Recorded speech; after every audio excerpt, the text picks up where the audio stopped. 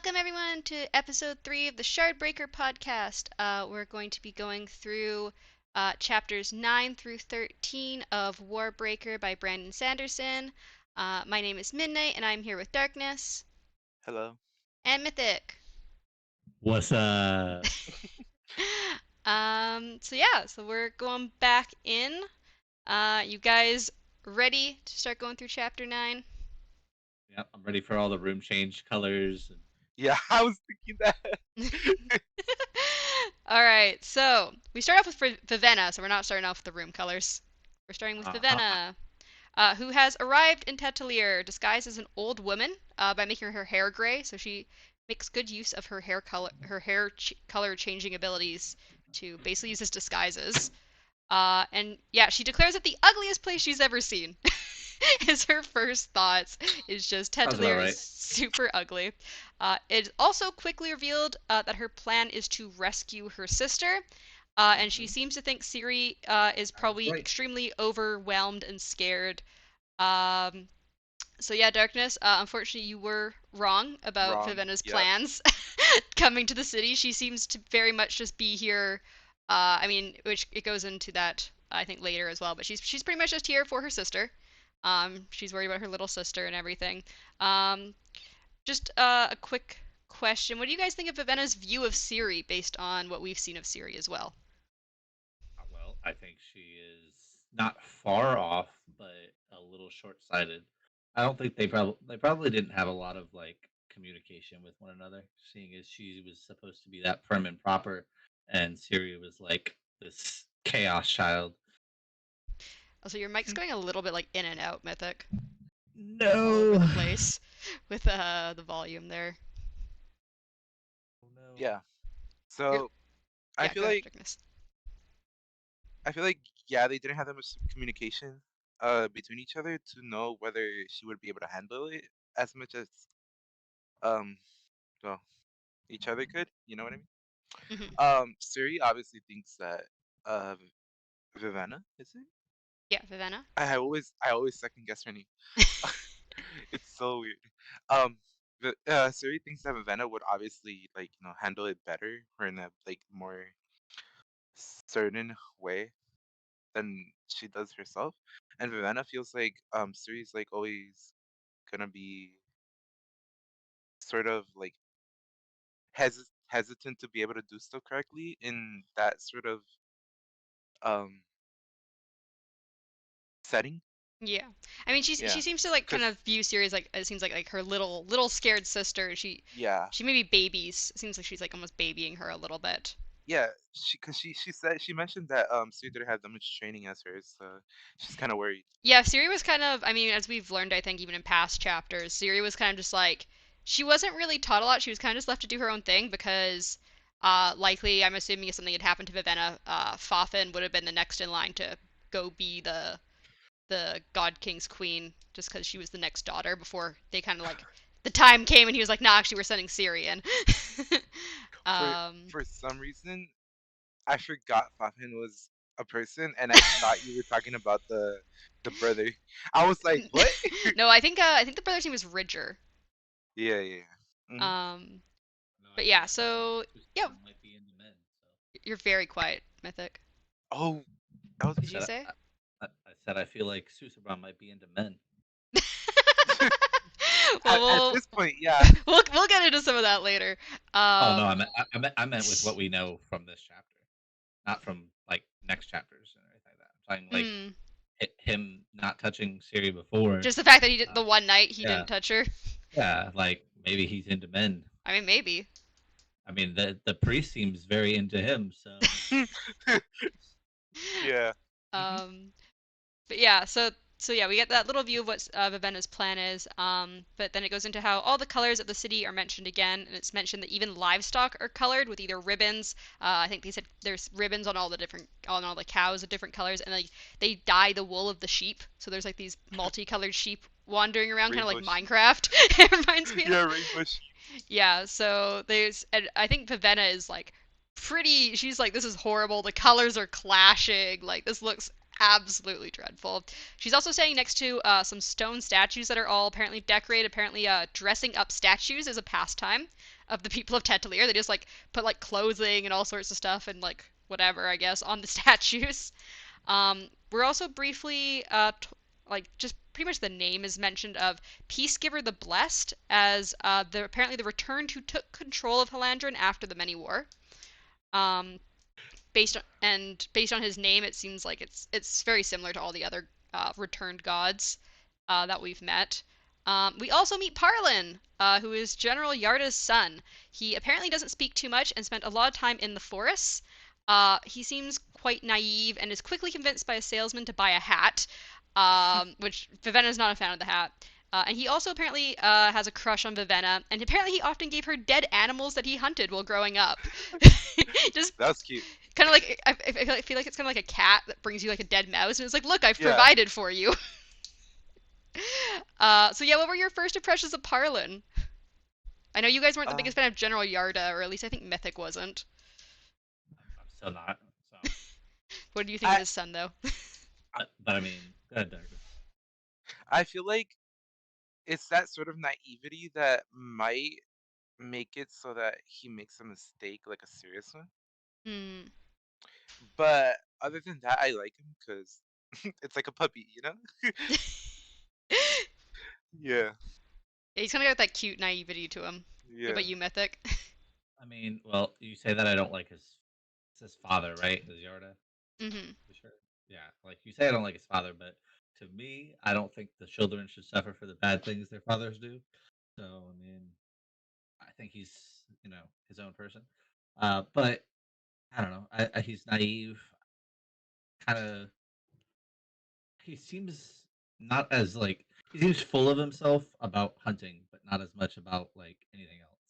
He seems Mm. he seems to know a lot more about hunting Oh, than he does anything else. hmm. That reminds me of one day. Are you gonna bring up the market? Yeah, I'm Mm. gonna bring up the market a little bit. Okay, I was just waiting. I mean, mostly what I was going to bring up is learn that there are many Idrians here to trade, which Vivenna is kind of surprised about at first, but then kind of makes sense to her and everything. And then she drops her disguise as an old lady and tries to blend in with the other Idrians instead, because she's like, I'm not going to stand out that much if there's other Idrians around. It's also mentioned that dyes are the main export of Halandrin. They are made from the tears of Edgley, a local flower. We also get a description of people from Tedradel, which are brown skinned men with long black beards bound with tight leather cords into cylindrical shapes. Um, and if I think that was my most of my descriptions of the marketplace. If you had anything you wanted to add there, Darkness. No, I found it hilarious that um what's his name? We're talking about like the kid.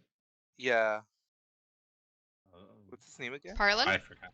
Yeah, Harlan. There you go. Oh That he had already gone to the market and he went again and he was mesmerized. Like he was like, wow.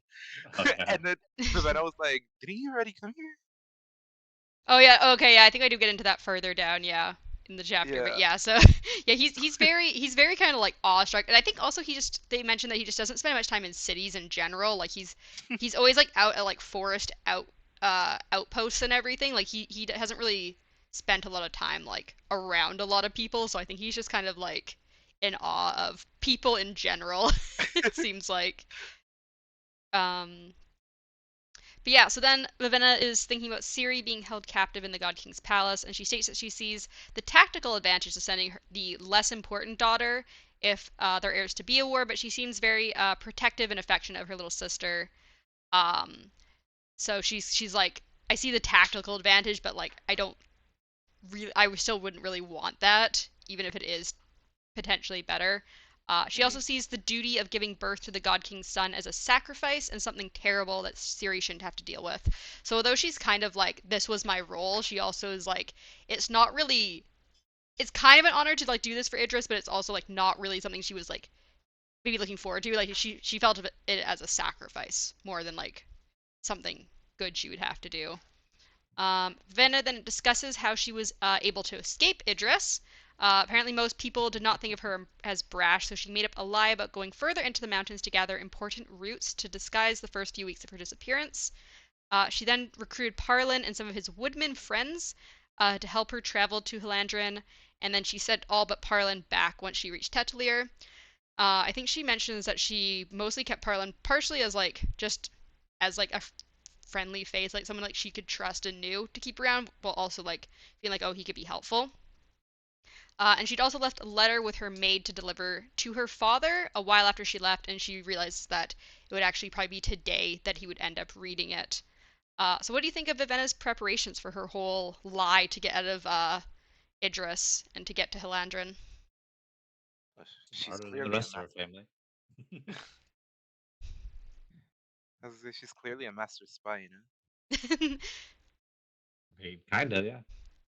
mean, we do learn later that She speaks with a single spy. yeah, she's at least been in contact with one spy this whole Yeah. time.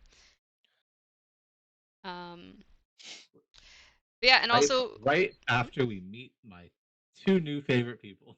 oh, Oh, I know who you're talking about. Yep. well, before we get into that, I was gonna say, how do you think Dedalin is going to react to Vivenna's letter? What do you think his reaction is going to be to this whole thing? Well, I don't know. I feel like he's a wimp, so Your mic. I feel like he's a wimp, so I'm not 100% sure he's gonna care enough to do anything actually brash. I think he's gonna be mad, but I don't think he's gonna be able to he's gonna do anything. Hmm. Yeah, he'll probably be upset. Maybe he.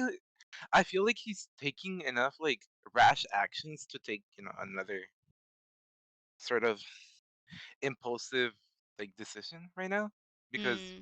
of where she's gone. But yeah, Yeah. So after that, we finally learn of Lamex, Dedalin's chief spy in Halandrin. He had apparently been told in the past to take orders from Vivenna, as she'd been in communication with him previously. So this is the spy that Vivenna has been talking to. She had sent a letter to him to meet her at a restaurant. And as they enter the restaurant, Parlin apparently crouches like a wolf as he enters, which I thought was just something funny to note.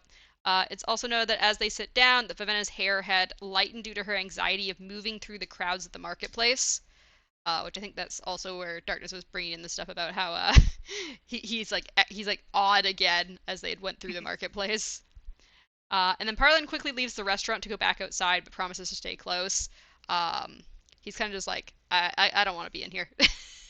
He goes back outside, and then there is a man in mostly brown leather but with a red vest who sits down at Vivenna's table, and he quickly announces that he's a mercenary and complains about how mercenaries are treated.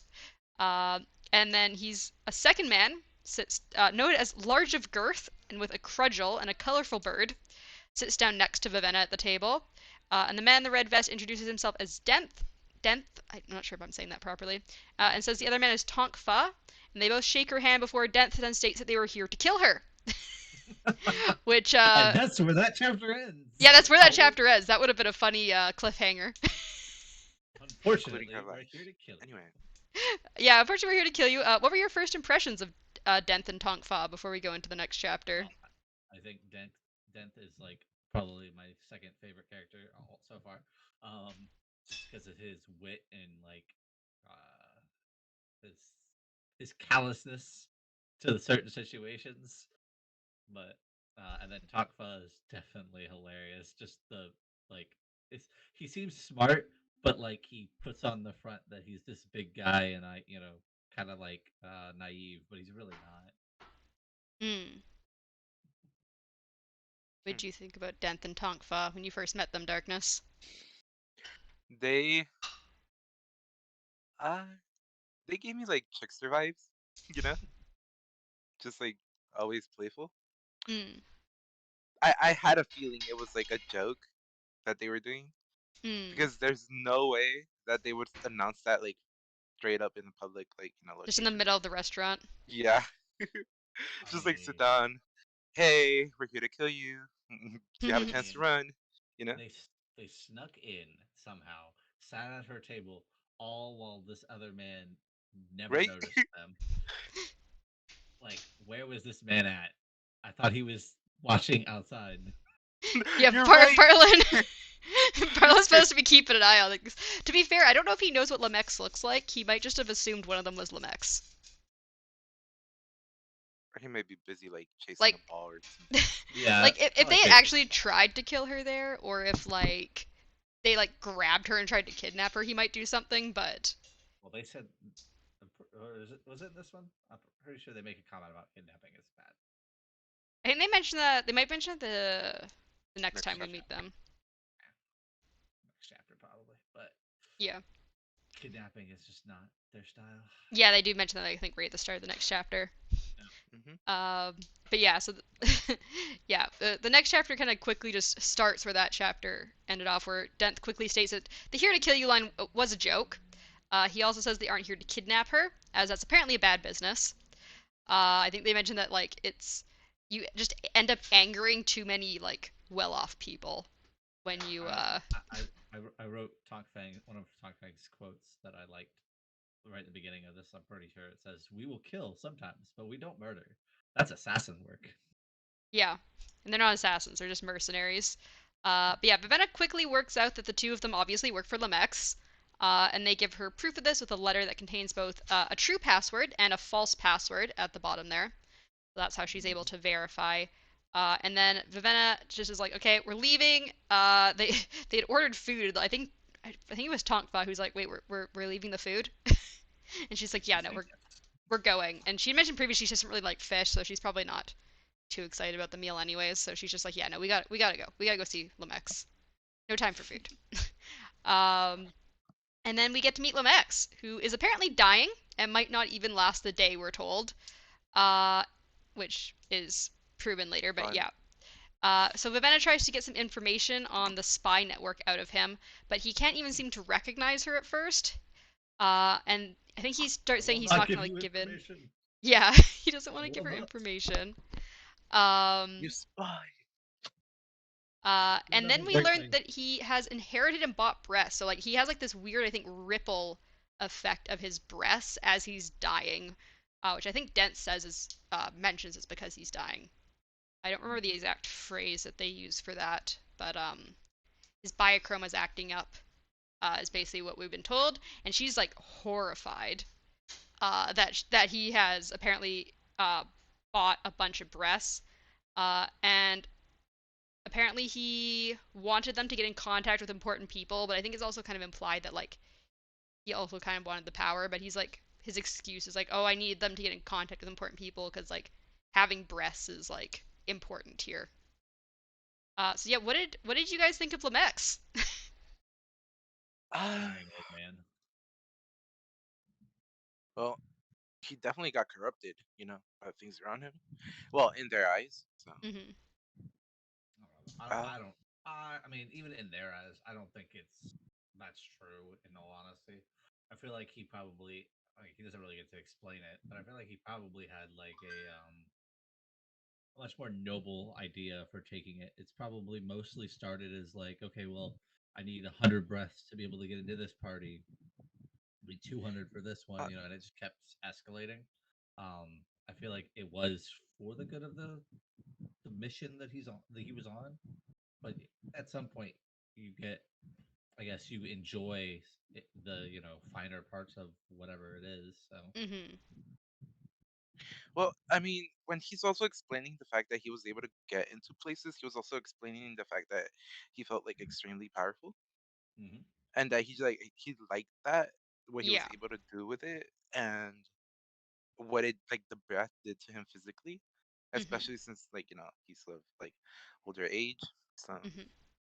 I feel like it is majorly corruption. It developed to like that sort of like high corruption point, but yeah, it might have started off as like, oh, this is like a vital part of the mission Yeah. that has to be done. well, You I know. mean, I'm gonna try to put this in a different standing.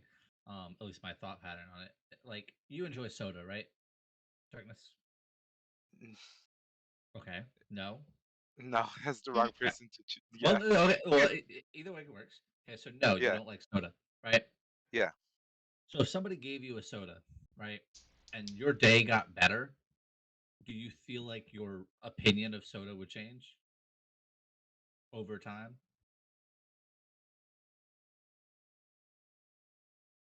Like if somehow like I mean, soda I made yeah, you like people like viewed you better because you drank soda for some reason. Yeah, yeah. Hmm. like you would I mean, I guess yeah, that would work out. you would But either enjoy that feeling. either way, that would still be a type of corruption towards what you were believing, because it's Yeah. obviously changing your mind. So plus, she also does talk about the fact that he shouldn't or wouldn't like do that, but he did end up doing it. So Yeah, she's Yeah, like I think it, very conflicted about the fact that someone that yeah, like she Adrian thought and was a good Idris. person. Yeah, and Yeah, Idrian and like someone she thought was a good person would like end up doing that. I mean, as we find out later, you can't give away, a specific yeah. amount of Yeah, breaths. So we're like, gonna go into that. what once he takes it, he kind of can't be like, "Oh, here you go. Here's the what I took from you again." You know. Yeah. Yeah, so then Dentham begins to convince Vivenna to take Lemes's breasts. He doesn't seem to want them. Vivenna is pretty Wonder why. horrified by the idea of taking Lemes's breasts. So yeah, she wants Denth to take them, which he seems like he would, but he doesn't want to. And he's like, oh, if you give them to me, I might just run away with them, and like they're worth a fortune. Um, uh, And yeah, before Vivenna can completely make up her mind though about what she would do with what she's gonna do about the breast thing, because Death is like, you can't let them just like die with him. Um, He grabs her arm and he does the whole like my what is it my breath Breaths are to you, yours. your my Yeah. life to yours or something like that. Mhm. And yeah, and then Vivenna ends up with all of Lemex's breasts, which is at least the second heightening because she gets perfect pitch, mhm. which she realizes when Parlin kind of rushes over to her to see if she's okay. Um, but yeah, do you think Denth would have really run off with the breasts if she had convinced Lemex to give them to him? Like, what do you think about Dent's kind of Yes. like he was kind of like weird about the whole taking the breast thing? I feel like he would. I don't know. I feel like he knew that before. Like he knew what I was talking about before. She went to take the breaths. I mean, like so, because I'm sure he's been here forever or however long, So like he's probably learned about breaths.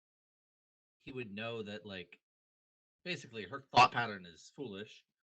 Of I'll just give everything back kind of idea. But um, he knows that, so it would be like if he stayed, he's pretty much what's the word indebted to her from now on because either that or he has the choice of running away. He has only two options. He doesn't have any other option.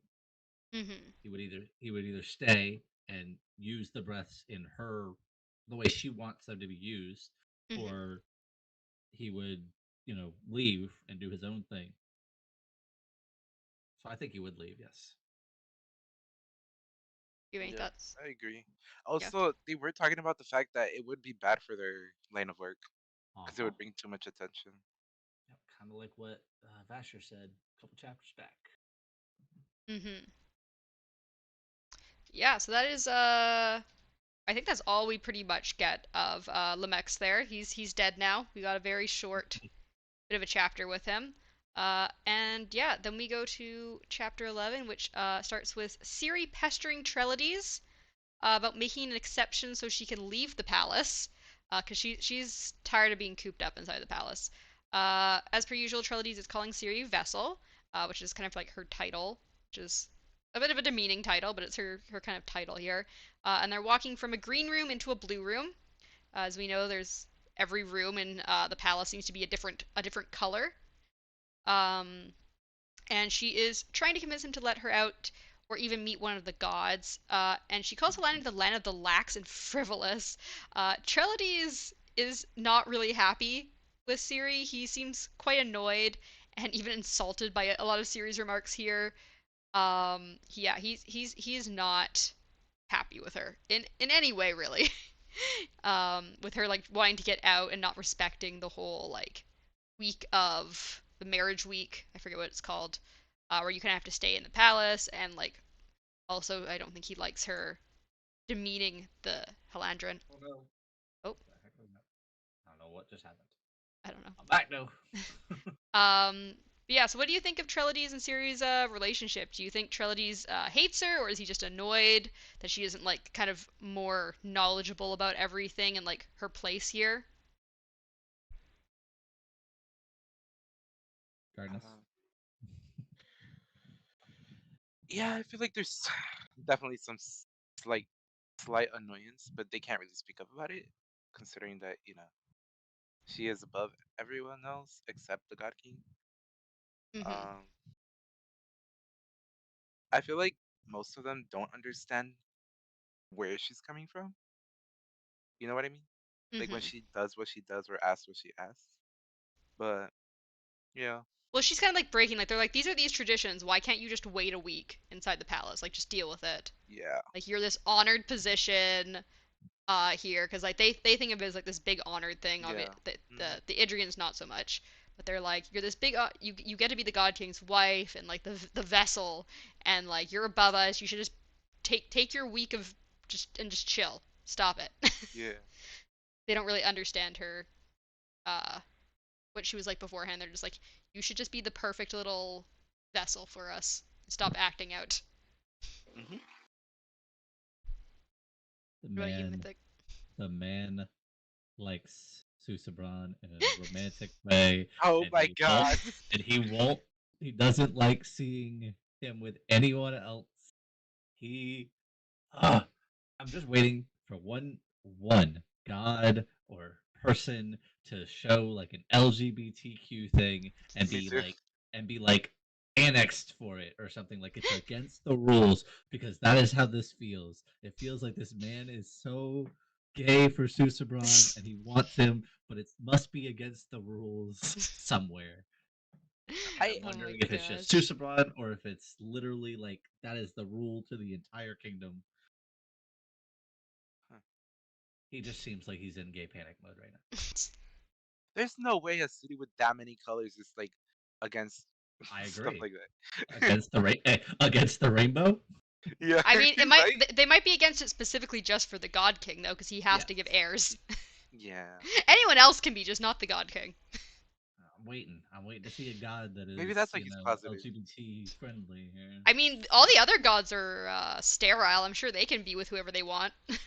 Right? But like they haven't shown it yet. I'm just hoping Light Song will be with me, all right? Mythic really needs to prove. He needs the physical Uh-huh. evidence of what's Oh my happening. gosh. Exactly.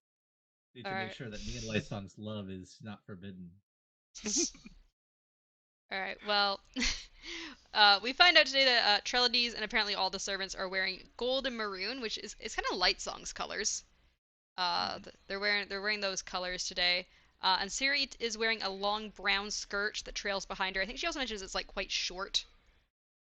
Is it short at the front? No, I think it's just a long brown skirt. That's No, like trails behind her.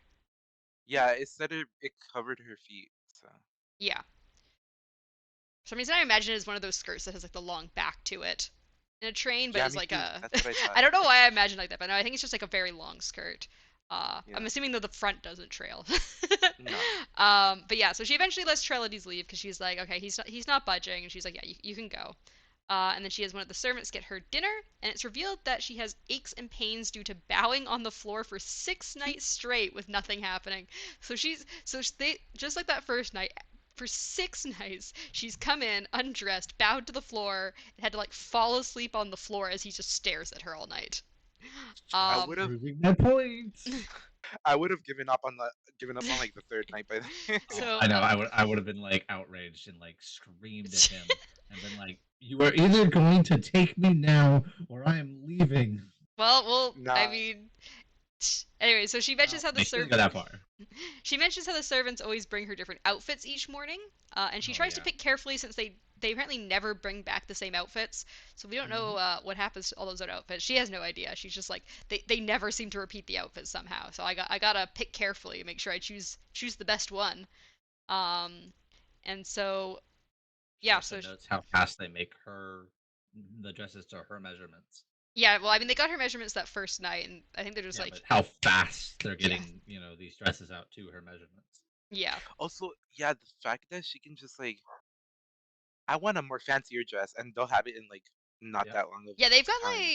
they've got like I mean, well, based on what we found out from that first night was they'd had a gown ready and then just kind of tailored it more to her measurements. So they probably may have just been like mass producing dresses before like while she was like on her like however long it took her to get to Halandrin, and they just now just like once she got here they just started tailoring them all to her exact measurements when they got them. So they probably have like a wardrobe of like 500 dresses or something, and they just keep making more just in case. There's just Hmm, like a huge room just filled with outfits. that'd be cool.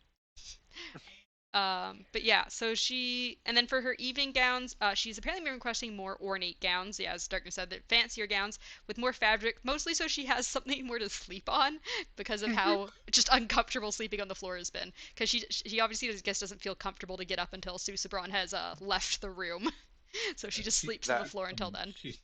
she states that she doesn't get into that bed until she wakes up the first time. Yeah, which is usually after he's So left. yeah, Um, but that like she doesn't get up immediately, which is annoying to me. yeah, but so yeah, what do you think about the fact that nothing has happened for 6 nights? I've already well, said my piece.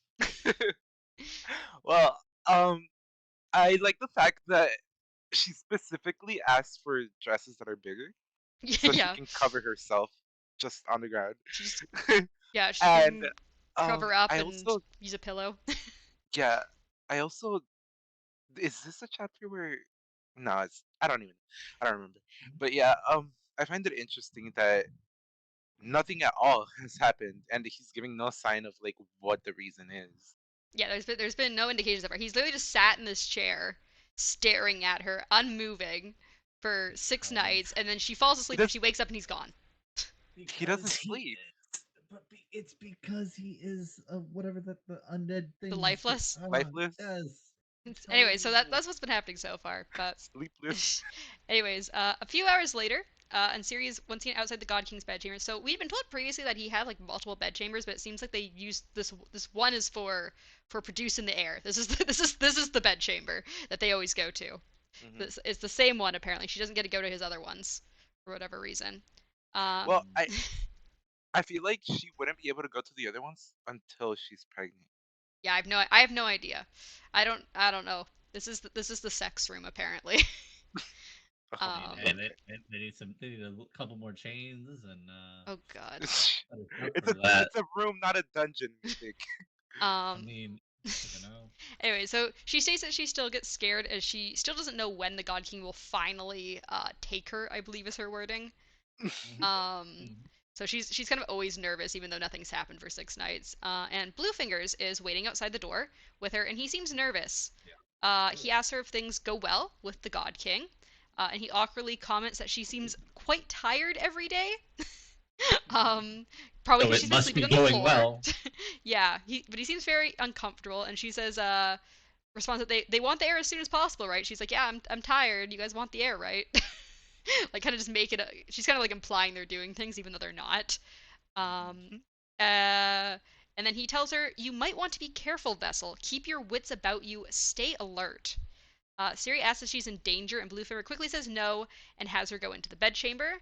But he quickly whispers to her before closing the door, saying, you should watch yourself, child. Not all here in the palace is as it seems. So, what do you guys think of Bluefinger's warnings? He knows He knows about what? the God King. The God King's not real? Or, like, not Yeah, a person? So, so, I don't know. so at this point, I had a thought Hmm. that I think it is a test by. This is gonna sound weird, but the true Susabron, and he sent a like lifeless here to kind of test her Hmm. and to see if she was, I guess, worthy I of was him. thinking that.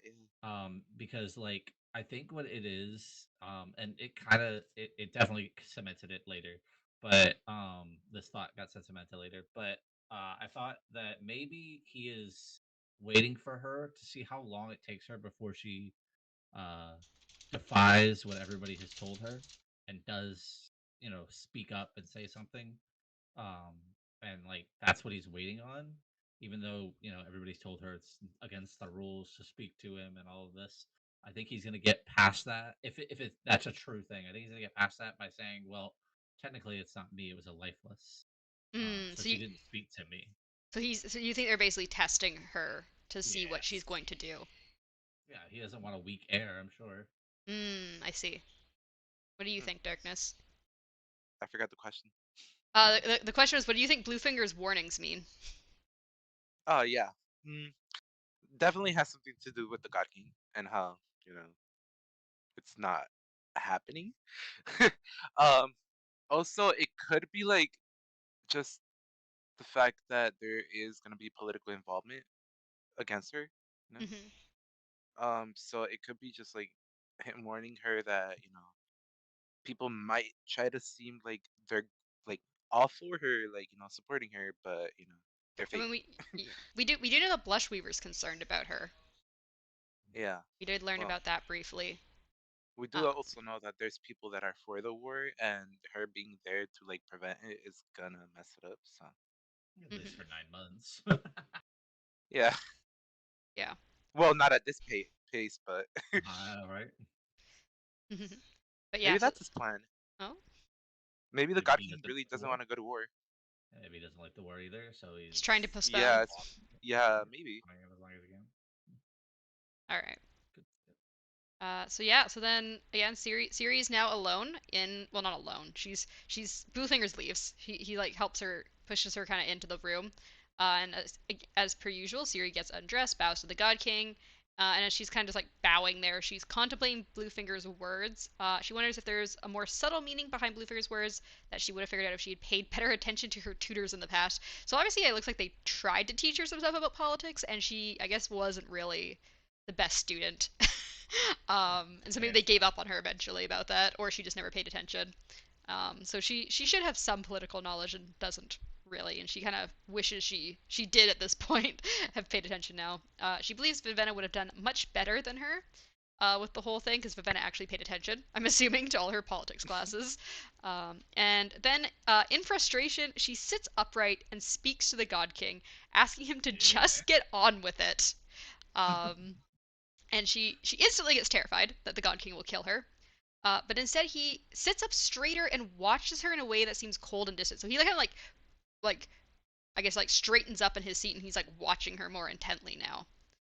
Um, and so yeah, obviously we can now see that the God King can move. He's not a complete just like puppet or doll or corpse. I think Darkness suggested that at one point that he might just be I like suggested he was a corpse, yeah. oh, okay, I can't remember which one of you suggested. You guys kind of both were with a little bit on the whole puppet thing. So he does at Yeah, least so move.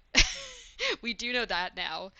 Voodoo Um, lifeless. and then after a long time just staring at each other, the God King gets up.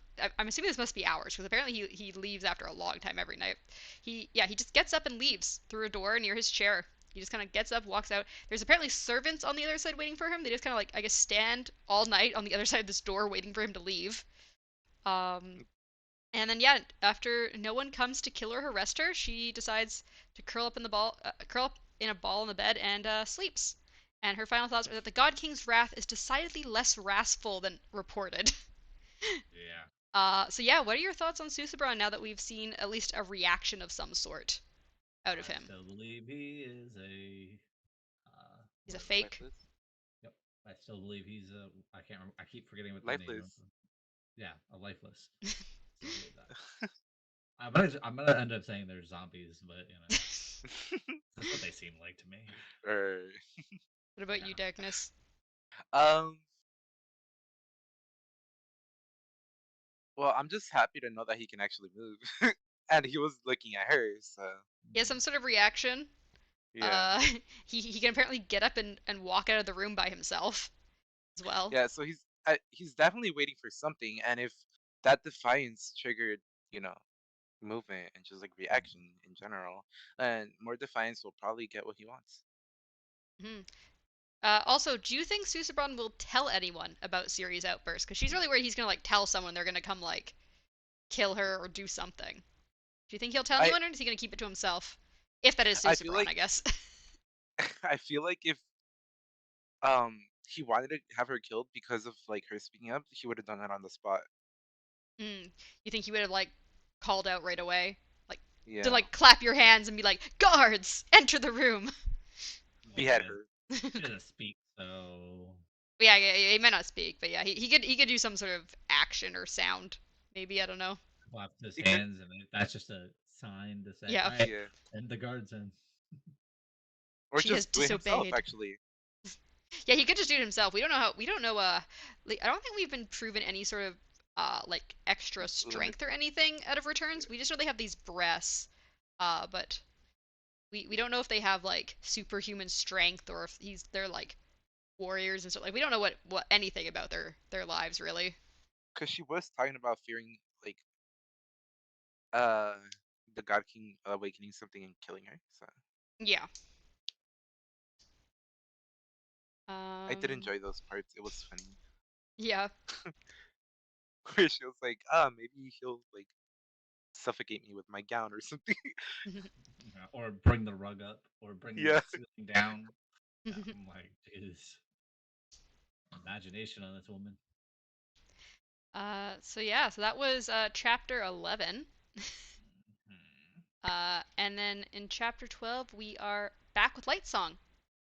And we learn what petitions are. Yes, which is why I had previously asked you what your opinions. You guys didn't really have any opinions about petitions, but yeah, we learned about petitions. Because Suri So doesn't like them. yeah, Light Song is wearing a very fancy outfit and apparently a fancy hat with it, and he's internally joking that his outfits are apparently extremely complex to put on, and he'd probably not be able to wear them without servants helping him out. Like he's like, I wouldn't be able to get dressed if servants didn't help me because these outfits are just way too complicated. He also mentions that he again dreamed of war, which Larimer had found particularly meaningful. And Lightsong finds his dreams disturbing as he keeps being told Halandrin would easily win a war, but in all of his dreams, Tetelier is burning. And so he's very concerned, obviously, because he's been told like these dreams are visions of the future, and he's like, I don't like that. This doesn't seem right. So yeah, your previous prediction stated that you thought Lightsong's dreams may be visions of his past. Do you think Larimar is intrigued by Lightsong's dreams because they seem to relate to past events, or do you think he's eager because of the potential war between Halandrin and Idris, or is it both? I mean, I I think they're go just ahead, Greg. happy that he's able to produce dreams or like what they want in that sort of sense. You know what I mean? Like prophetic dreams, and uh the fact that these might be visions of the future, considering that obviously Tetelier hasn't been caught on fire, um or signaling a war like that. Well, We it were in a hasn't war been at one damaged point. to that. Yeah, there was a war. That's what I'm saying. It hasn't been damaged to that extent, right? Yeah, Not well, we that we don't know. know We of. don't really know what all happened during the war. It was 20 years ago, apparently. So for all we Yeah. know, that could be visions of Tetelier burning back during the many war. Well, I feel like he would have brought it up, right? Who? Cause well, uh, I don't think Lightsong. Larimar? the priest. Oh, I don't think the priest would have brought it up, and Lightsong doesn't remember his own past. So, Am I forgetting how long he's been alive? Lightsong's I only been around for 5 years. Oh, right. Lightsong Okay, well, is there goes well, it's that. been 5 years since his human life died and he became a Yeah. returned. So Hmm. he unless he was like a teenager when he died, he probably would have been around in his past Yeah. life for the Okay. many war. So maybe it could be a memory too. yeah, I Um. mean, that's my assumption is that all of these are memories. It's kind of solidified later for me, but definitely I've been going on that basis that they're all just his past. He's seeing something from his past, and they're making it seem as if it's the future.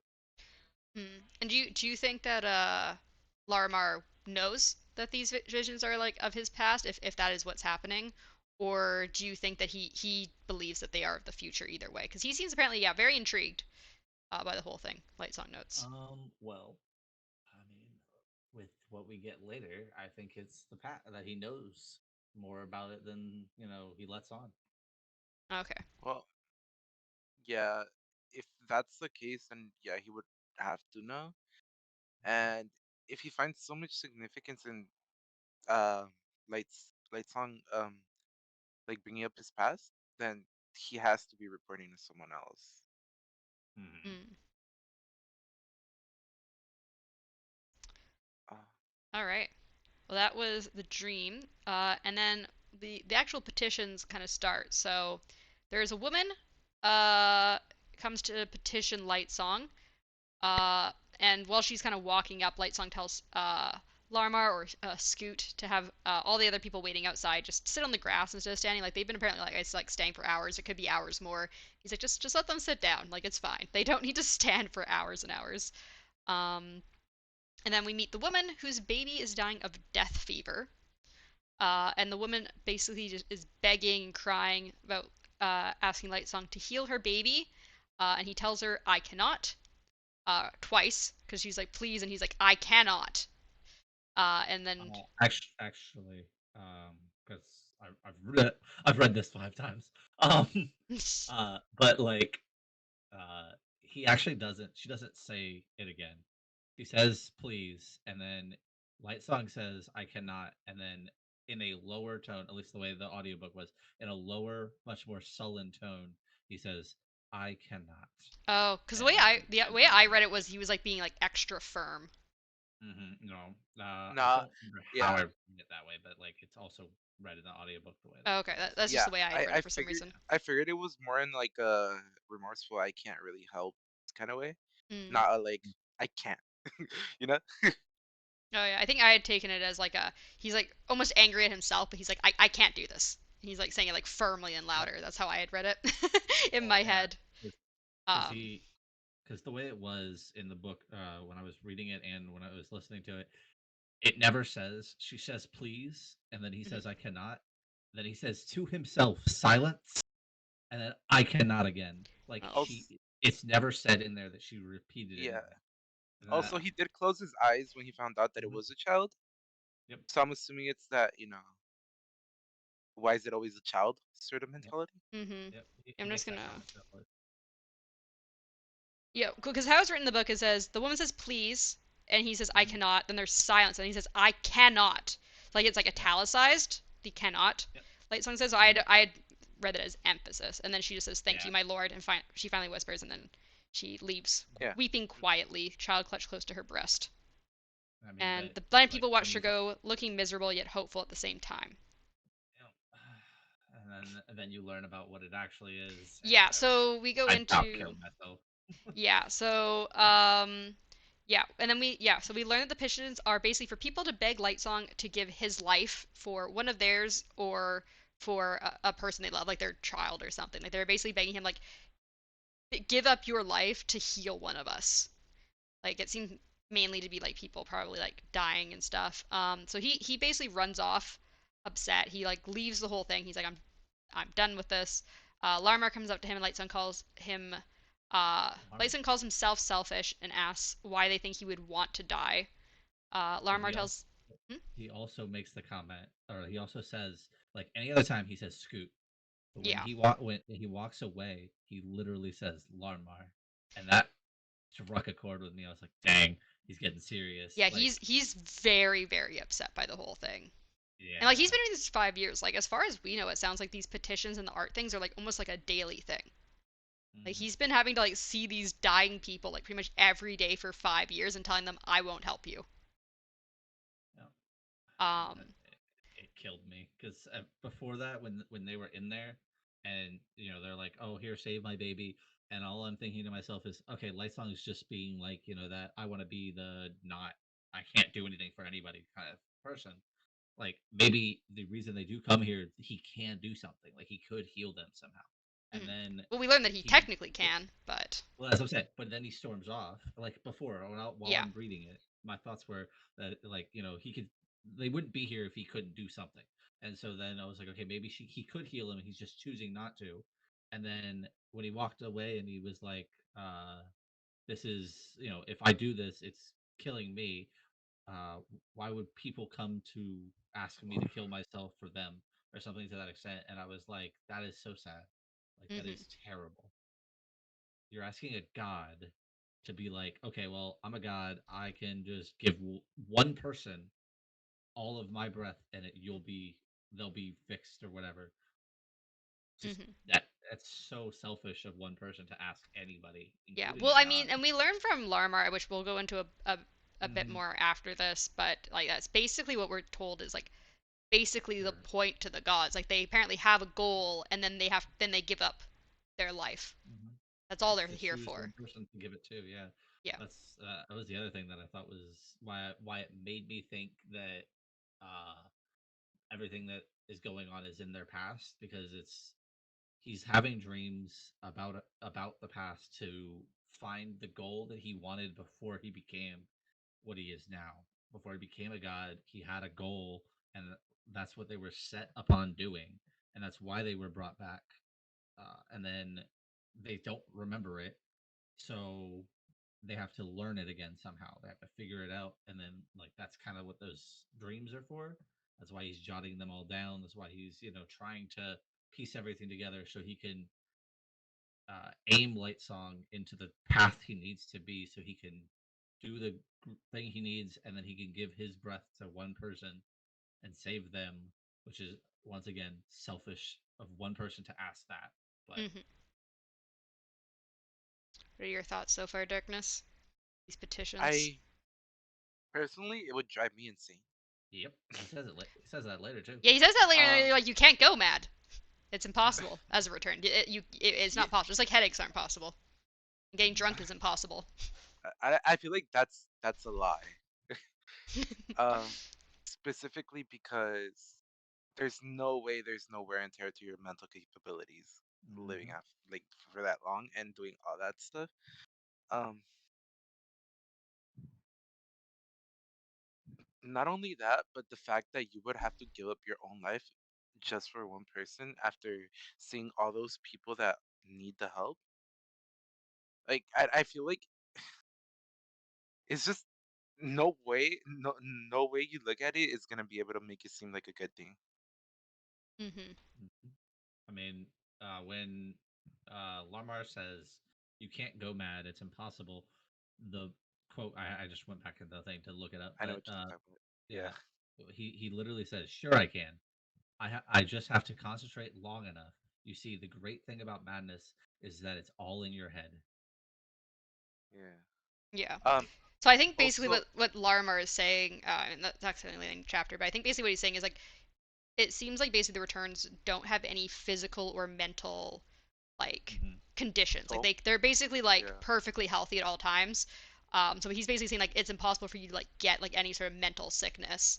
And Hmm. and Lightsong's just kind of like at that point like yeah, but even if it's not a mental sickness, I can still basically go mad if I try hard enough or if I Yeah, think I Yeah. hard. mean, I'm pretty sure he But made a comment about that though. Go ahead, Darkness. huh. Go ahead, um Darkness. Sorry. Also I forgot. I know. I knew I was. That's why I was letting you go, so I Fuck. can remember my things. All my stuff's written down. It was something about like the crowd gathered there. Um The people yeah, I outside. guess I'll just yeah, I guess we could just move on. I mean, I can go back to what I was saying. Maybe you'll think of it. But he makes a comment about.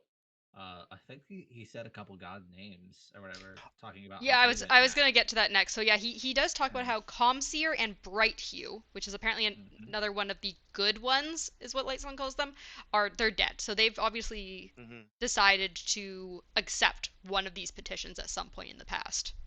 And I think Mythic might have brought up like you had said it sounded like Comseer was dead based on they were talking Yeah. seemed like they were Hmm. talking about Comseer in the past The tense past when he was tense. talking to Blushweaver. So yeah, we do know that he basically says like all of the good gods that would have done good things are all dead because they've just given into these petitions. And so they're just left with like all these like crappy gods basically. It's kind of what he keeps going through every time we kind of have uh his point of views. Um I just remembered what I was gonna say. So the great, I forgot again. Forget it. Oh my I'm Oh goodness. so over no. this. It's Uh, okay. Um a quote that I wrote. I hope. I believe it was from hmm? Lamar. Is the thing is, returned aren't meant to stay. We extend their lives, giving them extra time to bless us, but they're really only supposed to remain alive as long as it takes them to do what they need to do, Yeah. and that is sad as Yeah. all hell. Well, the thing Also, is, though, is like the way it's explained. This is kind of we're kind of I haven't really done the whole chapter, Didn't know. but we're kind of just going into it. It's whatever. But basically, the whole thing is that he says that basically when you die, you see something past death, and you're like, Mhm. I Yeah. need to have this done. So that's the only reason you come back to life. So like you just be dead otherwise. Like the whole reason to become a returning come back to life is basically like I have this thing that I need to do, but coming back from dead like from the dead somehow like it causes them amnesia. Like they get rid of like all their memories are gone, so now they have to refigure out what it was that they were meant to accomplish, what they saw in the beyond. And I think they kind of imply that their visions are what like, are related to what they need to get done potentially. Okay, so is this same chapter where they talk about how the petitions like give out Oh yeah. a feeling of like a hope towards Yep. the people? Yeah, so they say Like that like they hope that they're gonna be the one person that yeah, and that's you what give your sort life of for. keeps like their view of like a god going as well. Yeah, The that's faith. one of the things. Yeah. Mhm. Yeah. That which is Also, doesn't Lightsong also question here if he really is a god since he cannot really help everyone else? I believe so. I've got to go through my. So as I Yeah, said, we've got a so little bit out if of order here, so I'm just trying to find where all my. Um, yeah, so I'm assuming not even they know if they're really gods, yeah, so considering he you does know. say at one point because it's in the whole thing where it's explained that the returned are considered to have goal in the kind of whole goals thing that Larimar brings up, and Lightsong asks keep them alive long enough to do it, as Mythic said. Lightsong asks what happens if he doesn't believe in any of that, and Larimar says that maybe that's why Lightsong came back, but admits that the logic kind of breaks down. Of like, it's like, oh, mm, you came back just to realize that you have faith in yourself, but you've forgotten that, and he's like, no, that kind of doesn't make Uh, sense. He mhm. admits, and that's when they kind of get a little jokey again for a second.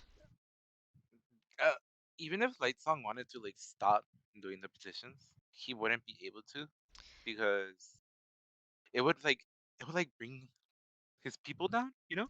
Yeah, well, I Mhm. think that I don't know if maybe the God King would do something, but they're basically told that like they have specific duties they have to do. Like they can do pretty much anything with their free time. They're like they're gods, they're free to do what they want, but they have to do these petitions and the offerings or whatever it is. Yeah. I wonder what would happen if you just don't. I mean, the God King might just kill you. I don't know. I mean, they fall under the God King. I'm assuming the only person who has power over them is the God Is King. the God King. Yeah. Yeah. Huh.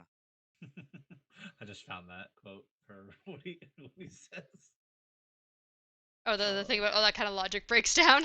yes. So wait, you're saying that on the other side, where I obviously believed in the other side, I realized that if I returned, I wouldn't believe in the other side. So I came back with the purpose of discovering faith in the other side, which I only lost because I returned to returned in the first place. He's like, yeah, that logic breaks down. Yeah, and then Lara's like, that last one breaks down a little bit in the face of logic, doesn't it? Yeah. He's like, yeah, no, I guess that doesn't make sense. That's not your purpose here. Hmm. What Um, is Light Song's yeah, purpose? that's what I was gonna ask. Like, what do you guys think Lightson's purpose is? I mean, honestly, I mean, jokingly, his purpose is to be with me. But not jokingly, I think he's here to probably sow something in the from the past. Like he's trying to mend something from the past. I think it has something to do with that woman he saw. Um, I was really kind of hoping when they said, "Oh, this woman brought in a child," that like he was gonna look at her and she was gonna be like close to the image of this person, this specific person. mm, Mainly because I wanted it to be like the future, like he saw the future. hmm But nothing has shown me that yet. So, Yeah. but yeah, I think he's here to correct like a thing that happened in the war. You think I yeah, so something happened in the many war? You think he has to Yeah. correct? Hmm. Okay. um well, you're talking about his purpose, like his sole purpose. I'm thinking more of like a the god's purpose in general, like the Mm. returned, where I just think they're banks, you know, like collectors. So You think they're just collecting soul or breath? Breath. breaths, yeah, Hmm, like sort of like a channel, you know. possible. Yeah. but Um, there's obviously going to be side effects. So Well, I'm here's assuming that like here's the thing, right? Here's the thing, right? So if he gave all his breaths to a specific person, mhm. that's what they want him to do. Yeah. Wouldn't they then have like however multitude of breaths this guy has, but Yes, I the believe do so. the but do the and then they breaths would that be he collects God every week themselves? add up?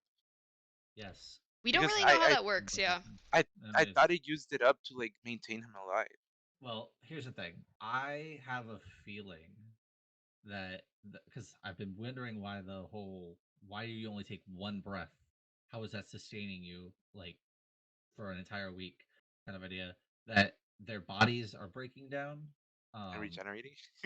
well, no, breaking down as in like so because they're dead, they're unable to Ah, hold breath, which doesn't make sense to me on the monochroma thing. Really, that's Biochroma. where it kind of break. Yeah, it's kind of where it breaks down for me Hmm. because they have all of this like, oh, I walk in and everything is brighter and Yeah, I believe they're at the everything. fifth heightening. It says Yeah, but like it's weird to me that like why do you only need one breath every week?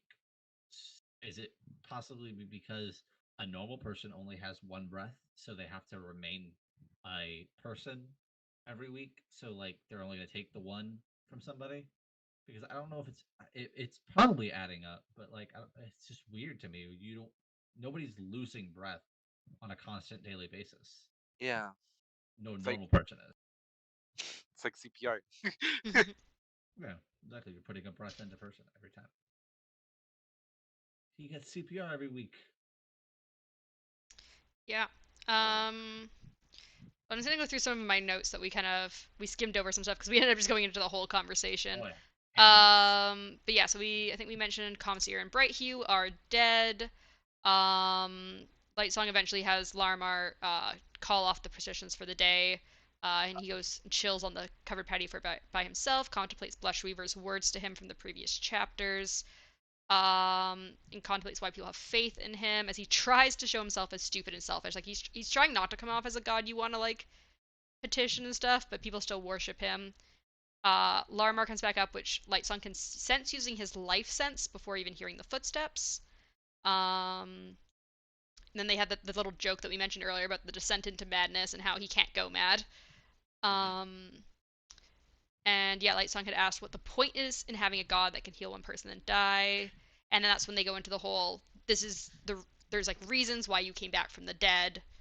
And you have to complete that, and then you can move on finally, and fully die. Um, I wonder what happens to their followers, like the believers of that certain god, once the god dies. They move on to a different god, well, probably. I think Like what they happens change them. is it sounds like they believe in the whole. It's kind of like a pantheon of gods that they Mhm. all They just follow, go and into the they say specific that one. you go to each different god for different reasons. Yeah. Mm. So, Okay. although I don't know if they worship technically one specific god, they One just worship them specific. all. Okay, so but like I guess that works out. Like moving on to a Worship, different one, yeah, you're worshiping a pantheon. You're not worshiping a a specific god. specific Like one. Yeah. Yeah. I mean, It's more like the Greek gods and Roman gods and stuff, how there's like Yeah, yeah, yeah. the whole group of them. And you might have like a favorite within them, but you still like yeah, respect them all and worship them all.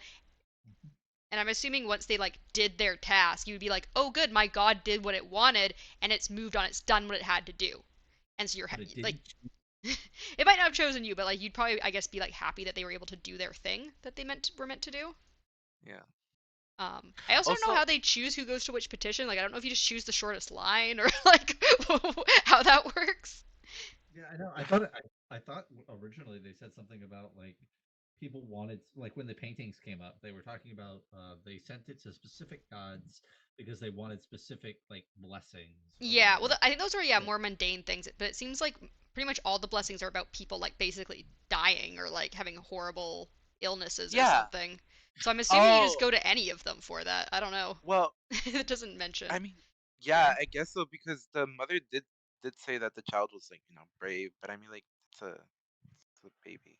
Yeah, I think you might just go to be like, oh, maybe this god might be more sympathetic to this ailment, or like they have less of a line today than the other people. Like I'm Who knows? beautiful. I don't deserve to die. You're beautiful. The god is a beauty, or something Yeah, like like you have an extra pretty kid that's dying, and you're like, oh, I'm definitely gonna go to Blushweaver for that one. that. Yeah. Yes, because Um. the Also, vain blush weaver is gonna look at She's somebody more Blushweaver the beautiful than him. beautiful.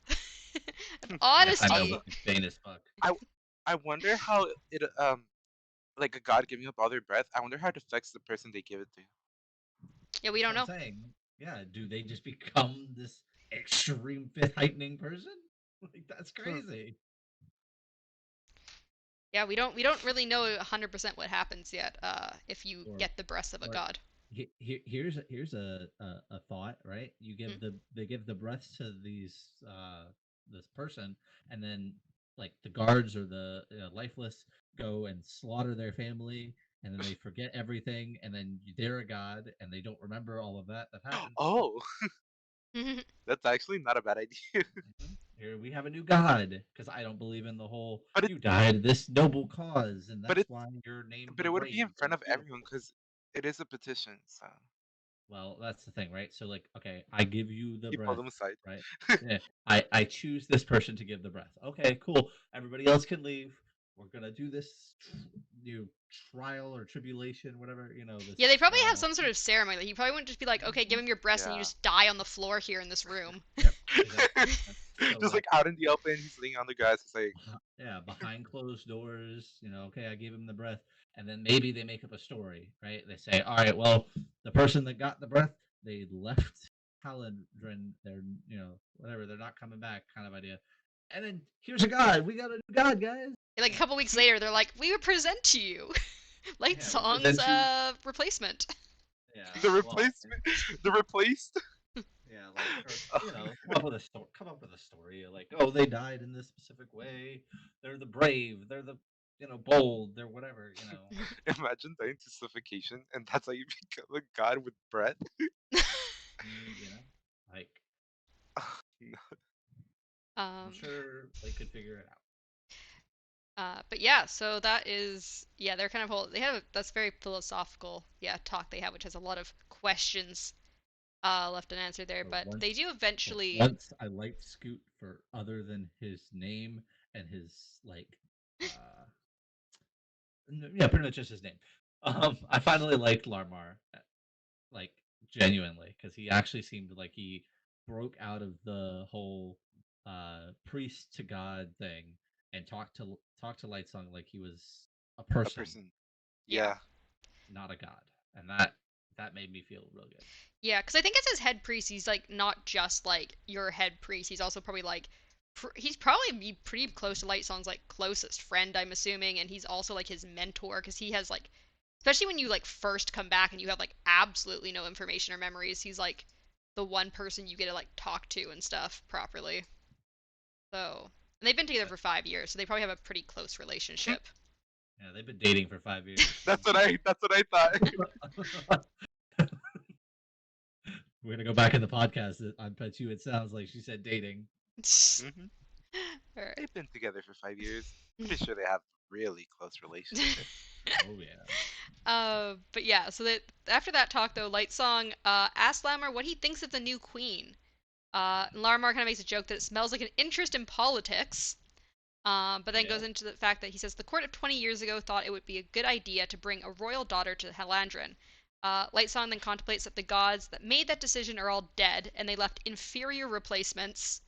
Um, he then asks Larimar to get him a box with Blushweaver for the court assembly tomorrow during the judgments. He mentions he gets a headache from politics, and Larimar again says that Oh, Lightsong yeah. cannot get headaches. Yep. So, what do you guys think about Lightsong getting more involved in politics, and what do you think his kind of plans are? Is he just getting information, or is he planning something? He's specifically going to Blushweaver's box during this whatever the court assembly and judgments are.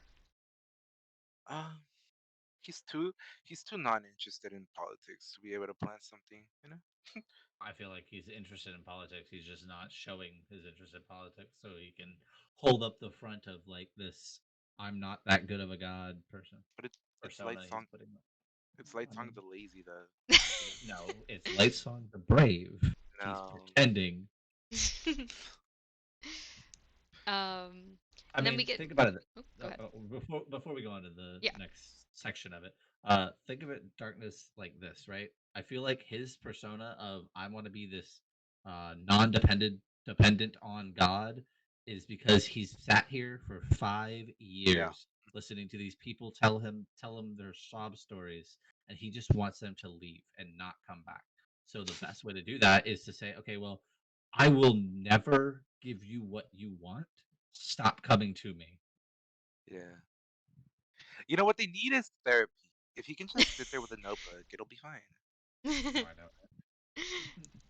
But yeah, so then we get a quick POV switch to Ciri before the end of the chapter, who's basically just contemplating standing up to the God King while she's alone in his bedchamber, staring out at the sea. She pretty much decides that she should have done this days ago. She's like, I should have Mhm. just like spoke to him like days ago. Like this is ridiculous. And she decides specifically that she will stop being afraid. So yeah, what sort of interactions do you think Ciri and the God King will have now that Ciri's more determined to kind of like face him? I want her to walk in there, stay fully clothed, walk over to the seat, and like talk to him. I Just thought you were gonna say like bitch slap him or something across the I face. thought she was gonna sit on his I'm lap. not. Oh, here's the other. Here's my other thought that I thought of. Okay, way later, but that's way more NSFW. Oh Um, gosh. that she was gonna walk in there, take off her clothes, and instead of bowing, she's gonna walk over to him and just pretty much reverse. Oh god. I That's don't. what I Yeah, was thinking. Okay, We're on gonna top have of him. Be like, Oh all right, god. you're giving me an air, Oh god. or I don't think whatever. she wants to get pregnant though. I don't She either. wants to I don't delay either. things. I she's think gonna she's suplex I him think into the she's gonna bed. go. Yeah, I think she's gonna go over there, be her chaotic, like uh, loudmouth self is gonna walk over there, show him, who she really is, and it's gonna be like, you're either gonna talk to me or you're just gonna listen to me talk to you, like, because you don't Yeah. want to do anything with me, so I need somebody to talk to. She's like, you gotta tell me what the fuck's going on. What if he just really needs therapy? This whole kingdom needs therapy at this point. They I just all need agree. therapy. I agree. I mean, most governments need therapy. I swear. Yeah. Also, if Siri is gonna like go talk to the God King and actually interact with him properly, what sort of personality do you expect from the God King, and do you think he will speak to her? No, I don't think he's gonna talk to her at all. Because I don't think this is the actual God King. I think Well, this then is a. if we do meet the actual God King, if she proves herself and she meets the actual God King, what do you think he'll be like? I think he's gonna be. I've had this feeling he's gonna be like this. It's gonna be like the reverse of what everybody's saying. Like he puts up a front, kind of like Light Song does. He puts up a front that he's like this powerful person, but then she's gonna get him into like the bedroom, and he's gonna be like, much more meek and like relaxed with her, and hopefully if he actually does talk, and that's not a lie, he'll be able to be her finally the one person to talk to. um, and then maybe they'll have a conversation, and he'll be like, "Hey, I never really wanted to attack your, hometown. I'm not that type of person, but everybody sees me as that, so I have to like put up the front that I'm going to, but I'm trying to, trying not to go to war and prolonging it as long as possible, kind of idea." And then maybe they'll fall in love, and then maybe Light Song will be there with them, and I'll be even more happy. um, I I don't even know. It can go so many ways, but um, jokingly, obviously, I wanted to be like some, you know, edgy, like sort of retracted person. Like I don't want to deal with all of this, but um, realistically, I'm pretty sure. I feel like it's gonna be the sort of like I'm tired and like why is this all happening sort of person mm, Mm. because they seem like they don't want to deal with like what's going on, you know? hmm Because usually a king takes the mantle of like doing shit themselves, and it's so complicated for him to do like stuff in general. If he is real, I mean. If he So is real. mean, he could. I mean, I'm kind of there with darkness. He could be a front. It could be a word. Oh, we're using the name Susabron to put fear in people, but we don't really have a God King. Everybody just thinks we do. Like that'd be Hmm. a great ploy. I mean, but then it wonders who is the actual That's head. that's exactly what I'm thinking. Like who would be like the mastermind in all of that? The people that say that they talk to him on a daily basis. Would it be like a small council of just like Yeah, yeah. people who The touch him? people. Yeah, yeah. The people though that's are the ones that was said that are basically his voice Yeah. Yeah, because I he think that would knows. be Trelades and the other priest, like kind of just under Trelades. I think Trelades is Susebron's high priest, so he would be the one, uh, the most in charge that Susebron would talk to. I don't know if I like Neutralities. him. Hmm. That's the guy who talked to Siri before she walked in the room, right? No, that was Hmm. Bluefingers. Trelades talked to No, Ciri in the previous chapter. yeah, He was the one that she was annoying about going out. But Bluefingers Oh is yeah, the one yeah. who gave her the warnings. Bluefingers is the head scribe. He wears brown. He doesn't wear the God King's ever changing colors. I got it. I remember now. I was confused on him, but Yeah. yeah, he's probably definitely up there on that list of people that probably could be at the top, the head. Or maybe they're in a serious relationship and he doesn't want to cheat. Oh my god, that could It totally all be it can always be a possibility.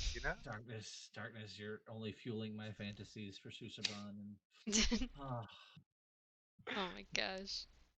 All right. Well, that was yeah, that was chapter 12. all right. What's Uh our next? What's our next group so our I can our read them final all one night? we still got one more chapter. We got our one Oh final wait, we chapter. are. Did I Yeah, read We got 13? 13. another Vivenna chapter. Oh, did I not read 13? I don't know. Do you not read 13?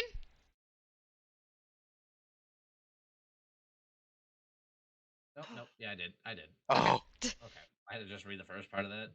oh. All right. So, yeah, I so we're made it. back to Vivenna. I made a comment to it already about it, so I definitely had to have read it. Yeah, I think you maybe just were confusing it with like the previous Vivenna chapter.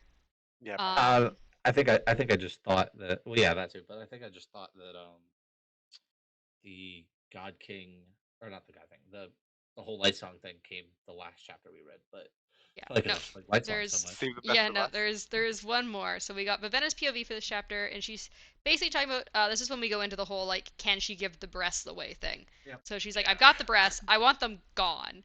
She's also This noticing that she has perfect Well, Q and is I mean, struggling. No, Darkness. Do sorry. you think Vivenna has breasts? Oh my gosh.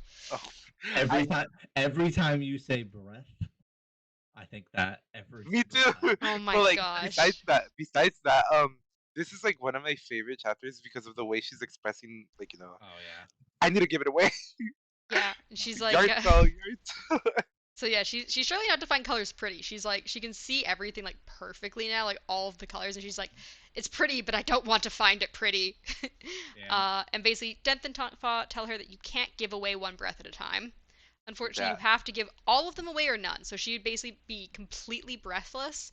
She would be drab or whatever the different terms there were, um, if she decided to give away these breaths. So it's either you hold on to them or you have absolutely none. I think that also scares her being a drab because Hmm. it's like like the Adrians especially like consider the breasts to be like part of their soul, and so it's she's like I mean, I it's pretty can't do close to that. their chest. Oh my gosh. Um, and anyway, so they say that another option would be to awaken a bunch of stuff just so she doesn't like holding on them in them. But Vivenna feels that would be even more of a sin than just holding onto them herself. She feels On that that like, topic. hmm, On that topic. Remember when we were talking about how? God dang it! What's the sword's name? Nightblood. Yeah, remember how we were talking about how Nightblood, and I made the comment that maybe its breath was put into this weapon, and then it became sentient because you put in either enough breaths. uh, Kind of makes me think because then they were talking about how the chart or whatever that turned into a hand and picked him up and then put him down on the ground, was trying to mimic human things. Yeah, the apparently awakened objects try and basically mimic human anatomy and stuff like that. Like I think it was a cloak or or like a tapestry or something that Mhm. like it looked almost like it had like muscles or sinew in it. Yeah, but then I don't remember which one made the comment about it, but when they said to put it in an object and then you could just leave it there, it made me think about the fact that maybe that's what happened. Maybe they left it in Nightblood, and over time he became sentient because it would continue to try to mimic human nature, Hmm. kind of idea. That That'd be a really cool idea. yeah. And then maybe now Vivenna will have, if she ever does it, will have an object that will have sentience at some point. You know, Hmm. that made me think what would happen if you put breath, like all your breath except for like a The limited one. amount, and you try to give your breath away. Yeah, I don't know. They don't really Like go into that whether it's possible to like yeah like put your breath into something, give whatever else you're. I was also thinking about that during the chapter when I was reading it. Is like what happens if you awaken something, give what breath you have left yeah, into to someone else, and then take the breath back from the the awakened object. awakened object. But they don't bring that up, so I don't, and I don't It's remember an far enough into exploit. the book to see if I don't remember far enough into When the you, book to know if it's I was gonna say, explained it when you, anyway. But I'm wondering when if you said that, I like was wondering if you were using all of your knowledge or if you're using just the knowledge that we are privy no, I've been trying to use just knowledge that we have so far with anything I Also, mentioned, and also just like as I said, like I read this book a long time ago. I know bits and pieces of the plot, but I don't remember all the intricacies of everything. I mean, Um, it's a really cool idea. yeah, that It made me also think about that. that Go ahead, also Darby. makes me wonder what would happen if you die while your breath is also in an object. It's mhm. gone. It. Is it? I think. Well, they say any breath you're holding is just gone. Yeah. We I don't know know that. about awakened objects. I was also, as I said, like I don't remember anything about like intricacies of this, but I don't know if maybe like if you're drab, you can't do awakening, and thus you wouldn't be able to take stuff back from an object. Maybe I don't know, I mean, you know. and maybe that's why they don't suggest that. Or maybe Death just I doesn't don't, want her to give them away. Maybe he's just like not telling her about certain things because he doesn't no. want her to give the breath away. Because Well, I he mean, seemed to because really want her to keep them. yeah, Well, exactly. I don't It, think. go Sorry, ahead. go on. No, go.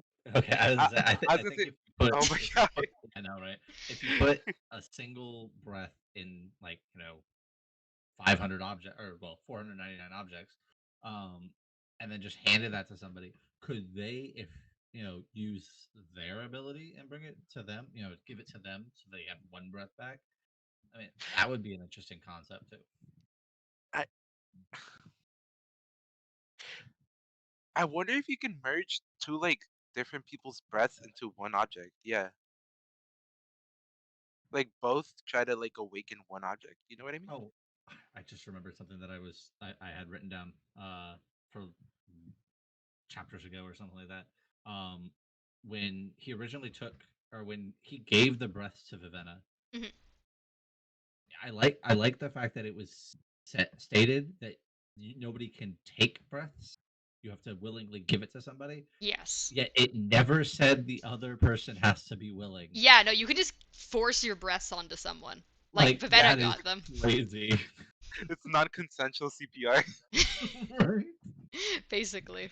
I saved that joke for that book for that specific scene, but I never said it. I forgot. I know, right? I forgot completely to say that when we were talking about that originally. That he literally was like, "I'm giving you my breath." Yeah, Like, he I'm like like, grab he "What?" like forcefully grabs her and he's like you're taking these basically like he does the Yeah, whole little saying thing and she's just like she doesn't have a choice. She can't reject them. They're just hers I can, now.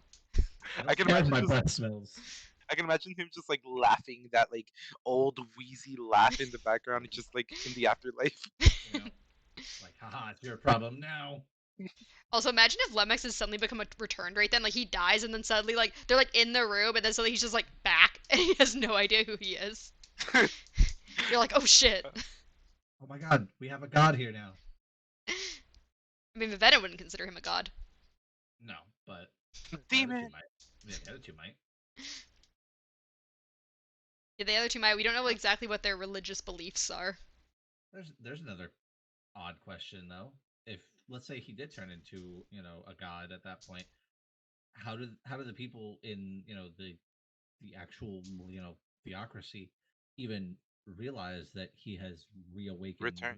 Yeah, Yeah. like, Well, I'm assuming what happens is that it's basically like if you're in Halandrin, you'd probably go to like an authority figure, be like, my relative or friend or whoever has just returned, and then they'd be able to probably like you can tell because of how much breath they would have, Oh, and so they'd probably then like send them to the council or something. okay, but with that theory, wouldn't there Yeah. be like a group of people, or just like people in general, that don't do that and just like stay hidden?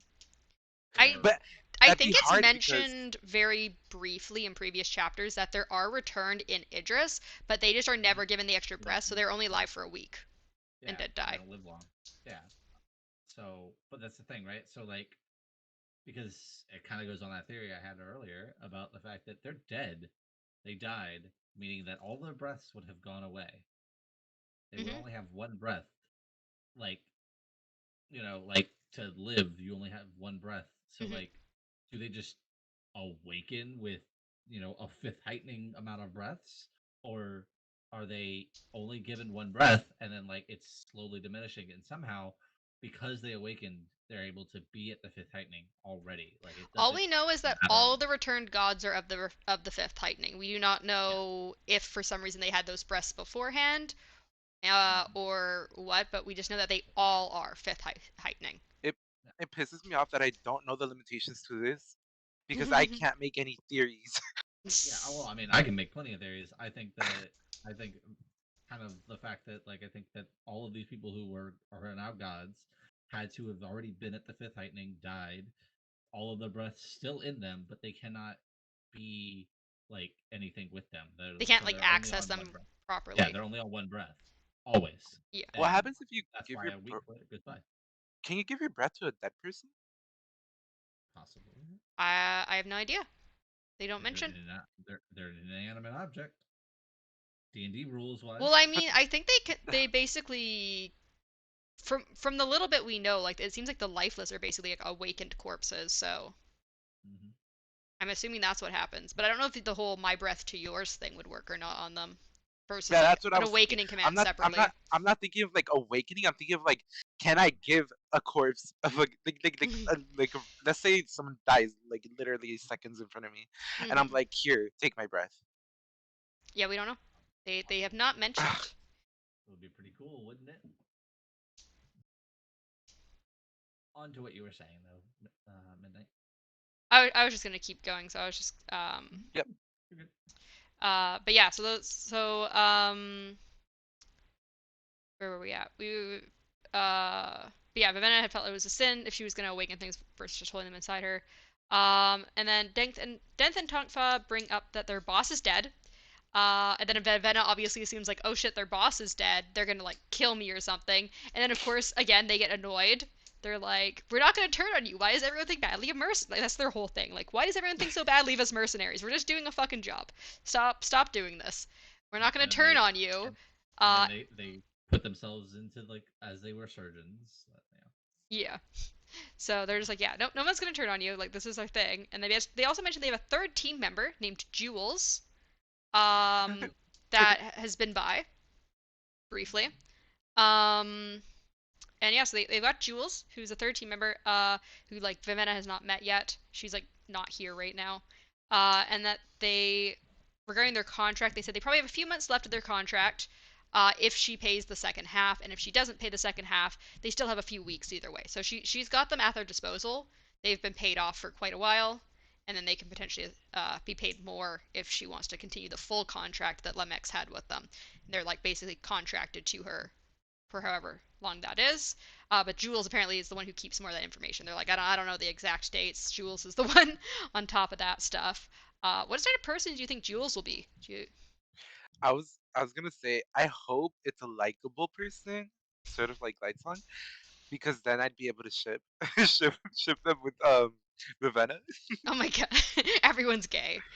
Yes. Why not? That would be a great story. Hmm. I mean, come on. But yeah, I agree. I think uh, I hope they're a likable person, but I think they're gonna be like to me it seems like the way this group has been made story wise, they're gonna be like a serious type that like is supposed to kind of be like that glue for the two of these Hmm. fools. They're the one who takes things seriously. They keep track of the dates of the Yeah. contracts. They keep track of the Yep. money. And they're Yeah. like, the other two are just muscle, basically. Mm. Not even. They're just mouths. Yeah. That's what they seem like.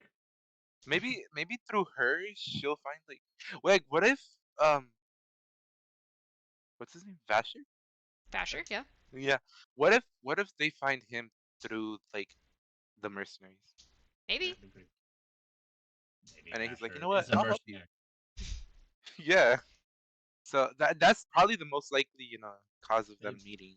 maybe Vasher is Jewel. They did say that Jules is specifically a woman. You Maybe never know. Vasher is. Yeah. I'm pretty sure Vasher is specifically a. They specify Yes, him as a man. it did. It did. For now. For now, okay. I mean, hey, Um, he can change his gender. Also, do you? He got He can awaken breath. awaken the fake boobs. Yeah. I mean, hey, he's gonna awaken his breasts. Oh my god. Yep. But anyways, do you think Ravenna is going to keep the mercenaries around for longer than the few weeks they've been? Do you think she's going to like pay the second half of their contract and keep them around for the full few months, or do you think she's just going to like kind of get rid of them as soon as she can? I think Nah, they're. she's I think she's gonna be. They're gonna be indebted to her, and like she's not gonna have to pay them. They're just gonna be there. Mm. yeah, I feel like they're gonna be like well, I feel like she's gonna be like, yeah, I sort of need the help, so I might as well. I mean, to be fair, also, do we think that she's even going to be with them past the few weeks? Like, I mean, her plan is to pretty much get her sister out as fast as possible. Maybe she only Yeah, needs it's them for not the gonna few happen. weeks and not have to extend their contract. Like, she It might ain't not gonna happen want. in a few weeks. It's probably That's better if not she gonna gets happen. her sister before her sister's pregnant, ideally, if she's because otherwise they're really gonna come after them. Well, she did make the comment that like maybe faking her death. Yeah, she did say she because she's like if we just take her, like that's gonna cause war basically. So she Yeah. needs to like get her out in a way that isn't going to alert them to the Idrians having taken her. Um, but yeah, but that goes into kind of her plan. 'Cause that was right after. Is Vivenna explains her plan of getting Ciri out of Halandron in a way that won't immediately cause a war. Uh, excuse me. And then they go into the fact that Lemex was embezzling funds from Idris and putting his Yep. expenses higher so he could buy the breasts. However, Dent says that Lemex was involved in big plans that did seem to favor Idris.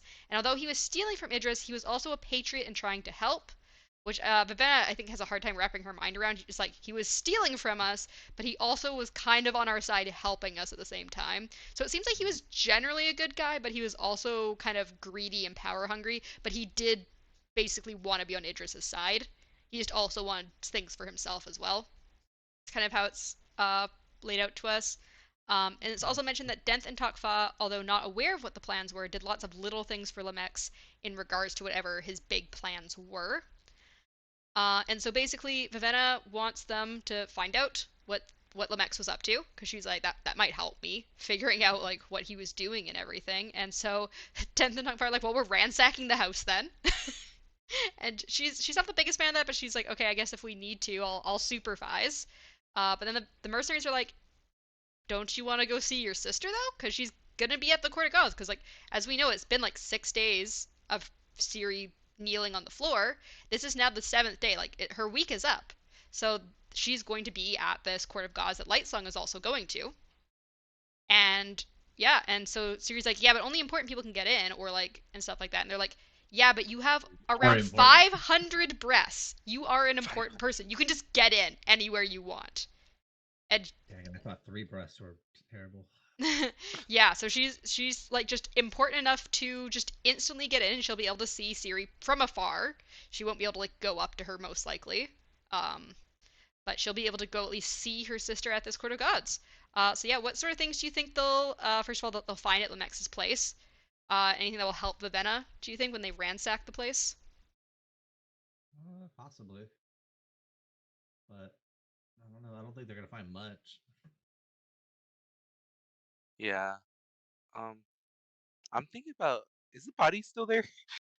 I think it's. I don't think I went into it, but I think it's briefly mentioned that someone had taken away the body. I think it's been like an overnight thing. They like rested, Oh, okay. and it's mentioned that I think a nurse or the nurse that was like caring for him like took his body or something. Huh. And I think it was also mentioned that like Jules had appeared while Vivenna was sleeping and then left again. Like it's been overnight. Hmm. Yeah, I'm not sure. I mean, I don't really know what's in the house, so. Yeah, Mhm. all we know is that yeah, Lemex apparently had big plans, and That's why Vivenna wanted them to like search the place because she's like, we need to find out if he had any important information. I think she wants like potentially like other connections or like information on whatever his plans were. Oh yeah, like the spy network or whatever they're using. Yeah, because that's what she wanted mostly from him was like, I need to talk. If you're dying, I need other people to talk to. Like I'm without my main contact here now. Huh? Hmm? Yeah. Hmm. Yeah. So she's kind of like, what the fuck do I do now? This was one of my big parts of my plans. Hmm. And yeah, what do you think is gonna happen when Vivenna goes to see Ciri from afar? Hopefully, Siri sees her and realizes that she was wrong, and Ravenna is actually in the city. She Um. did make a comment that she was happy that Ravenna was not Well, here and that's was gonna be next. We get a brief POV uh, from Ciri after this. I hope that she doesn't like freak out too much, cause that's gonna bring so much attention. But Well, we and know I'm that pretty sure it's gonna be. we know that she's pretty good about like keeping her emotions in check, and she's like the person who's been trained. No, I'm like talking about Siri you when know, Oh, she talking sees about Ciri, you Siri. Ravenna. think if Ciri sees Vivenna, she's gonna like freak out? She's like, "Hey, sister!" Like across the courtroom. Yeah, right. Oh gosh. No, that would be horrible. Um, And so yeah, we get the quick POV switch back to Ciri, who's getting ready to finally leave the God King's palace for the first time. I think she's pretty excited about it. She's excited to meet some of the other gods and to also see Susebron finally outside their nightly visits. She's like, oh shit, I'm gonna be able to see him like in daylight Yeah. for once. Uh, oh, I I can think this is the gown. I think that I got confused. I think this gown, this golden gown she mentions, has the short skirt at the front and long at the back, and she says it's gonna show too much leg. Is what she's worried about. Um, There's no such thing, but okay. but yeah, she's impressed with the gown, and there's colorful ribbons in her hair, and she specifically turns her hair a golden blonde to match the dress well, which all the servants like ooh at. They're like, oh my Oh yeah, gosh. The the servants fact like that they make comments and stuff. They're kind of like they're so impressed with her hair changing abilities. yeah, See, the fact I love the fact that she's slowly adapting to what everyone likes her. Right. yeah, and then That she. literally made me so happy, and I don't know why. I feel like a part of me just wants her to like fit in there for some reason. I mean, it does Like seem like that's her where she personality belongs. wise, she fits Yeah, a little better in Halandrin. yeah. But yeah, so Vivanna's gonna be like, "Who are you?" yeah, Right. she had tried on multiple dresses because she hadn't apparently thought to try on the all the outfits before. Yeah. She would just like Right. pick one visibly, thinking she could only try on the one. She's like, oh wait, I can try on all of the dresses. Let me try out all of the dresses. Yeah. And yeah, she seems eager to fit in with Halandrin, and with her family a whole kingdom away. Um, so yeah, what do you think Susebron is going to be like outside of the bedchambers? Do you think it's going to be? I mean, if you guys think that it's a puppet or like a fake person you've been seeing, do you think that fake person's going to be at the court, or do you think it's going to be the real Susebron? Because I mean, she doesn't really I see him too on the dark. She might not notice if it's a different yeah. person fully. I feel like it might be someone who looks like the person who's in the bedroom, but she's gonna be like, "Wait, something feels off." It's gonna. I feel like it's not gonna be the same person Hmm. for sure. I think it is. You think it I is think the it's same gonna be. person? I think it's gonna be the same. Uh, like What if he just like glances at her and he's like the ignoring same zombie because I can never her? remember the names. Lifeless. Lifeless. um, the same lifeless that I think is in there. I think is going to be at the thing because he doesn't talk, so he doesn't need to be like there. Yeah. But I have this idea, possibly that like he's a god king, so maybe he has like the ability to see through the lifeless in some way You think he can like kind of like astral project into them or something? or something, or either that or like he sits in the room. Like in the bedroom or whatever, in like a different spot, like he peeping through a hole or something, and watching what's going I mean, there's on. apparently And so multiple maybe doors he'll be because he safe. doesn't enter and leave through the Yeah, door that she enters and leaves through. yeah, but um, I feel like it's gonna be something to the extent of like he watches people, like he's him himself is never there, kind of like in olden times they used to have like the fake king that would Hmm. sit on the throne in case somebody came to assassinate him. The whole like You're not puppet really king killing. thing where there's like Yeah, this you're not real really killing secret the king. real king. Yeah, you're not killing the real king, and then that looks very similar and like him, but he's not him, Yeah. kind of idea. I feel like that's what it's gonna be. Mm, He's gonna come to the thing because he doesn't talk, so he doesn't need to speak to anybody. He just needs to be there. yeah. Also, we Hmm. do know now that both Ciri and Lightsong and Blushweaver are all going to be at this Court of Assembly. Do you think some of our POV characters are finally going to like meet and interact with each other? And what do you think those interactions will be like? If they don't meet, I'm gonna be so disappointed. I what if they're like, yeah, no, they're too high up, or like, they're too important to me, or whatever. Like, you'll get a glance of them. You can't interact though. No, no, I don't want that. That's gonna upset me so Well, much. we know at least probably Blushweaver is probably gonna. She's so interested in Ciri. She's at least gonna be watching Ciri and probably talking to Lightsong about her. Yeah. That And seems to then be her whole Lightsong's gonna be thing. like, And "That's the most Vivanna's gorgeous woman I've ever seen, and I must date her, and she must be mine." and Vivanna's definitely gonna try to find a way to get to her sisters. So. Oh yeah. But maybe not then because she does have to plan a way to get her out. Maybe it'll be like a hint, like like I'm Hmm. here and I'm queer. No, Here I'm queer. Come back to me, sister. But yeah, so that was all of our chapters. I've just got a couple overview Overview. questions. So first of all, we didn't get any POVs with Vasher this episode. Do you think we're gonna see him again soon, or do you think he's gonna have like a rarer POV than kind of our main characters of Lightsong, Ciri, and Vivenna?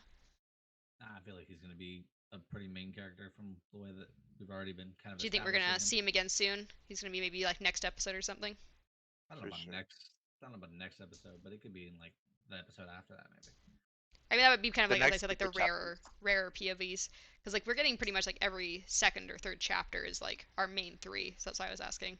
But there are 50 chapters. I think there's 55 or something. Mm. 58. Yeah, 58 plus an epilogue, so technically 59. Well, I So guess are we doing 60 what? because of the prologue. Oh my god. We went from like, oh no. It just kept jumping, huh? Yeah, Uh, there's technically 60 full chapters if you count the prologue and epilogue as their own chapters. cool. What do you think, Darkness? How often do you think we'll get lots of Vasher POVs, or do you think it's gonna be like a very rare thing? I feel like it's gonna be every once in a while until they end up meeting someone important. Then they're Hmm. gonna be even more involved there. So Do you think like closer maybe to like the end of the book that might be more important, or like partway through or something? yeah. Out of book reference.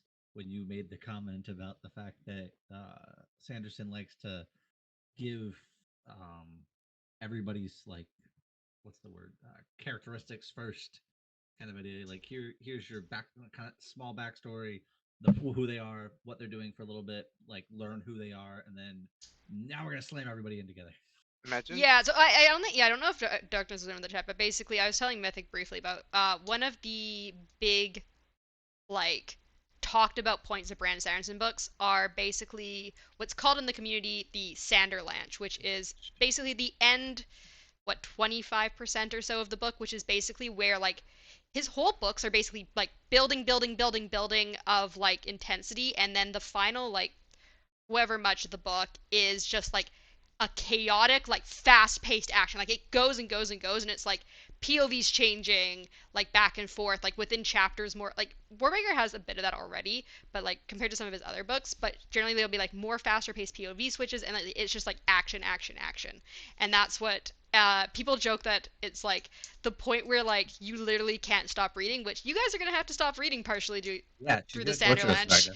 She's Yeah, it's torturing gonna us. it's gonna be rough. Cause yeah, basically everyone says like once you hit the Sanderland, it's like an all nighter. Like you get to the point you're like, okay, do I stop I'm gonna have reading to start here reading or do I this just like read all night? I'm gonna have to start reading it hours before the podcast.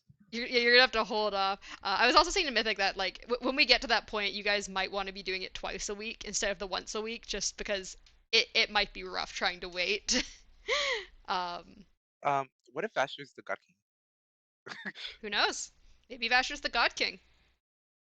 Maybe he's the secret king all along. Cause I just, I just thought of stuff. I What don't did you know. think of? Could be.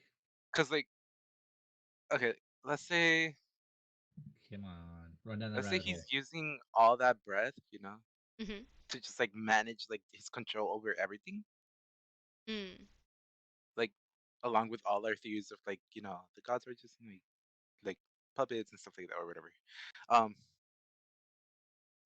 yeah, I don't know. It could be because he could just be managing the other person as well, and that's why we haven't seen much of it because it's the big reveal.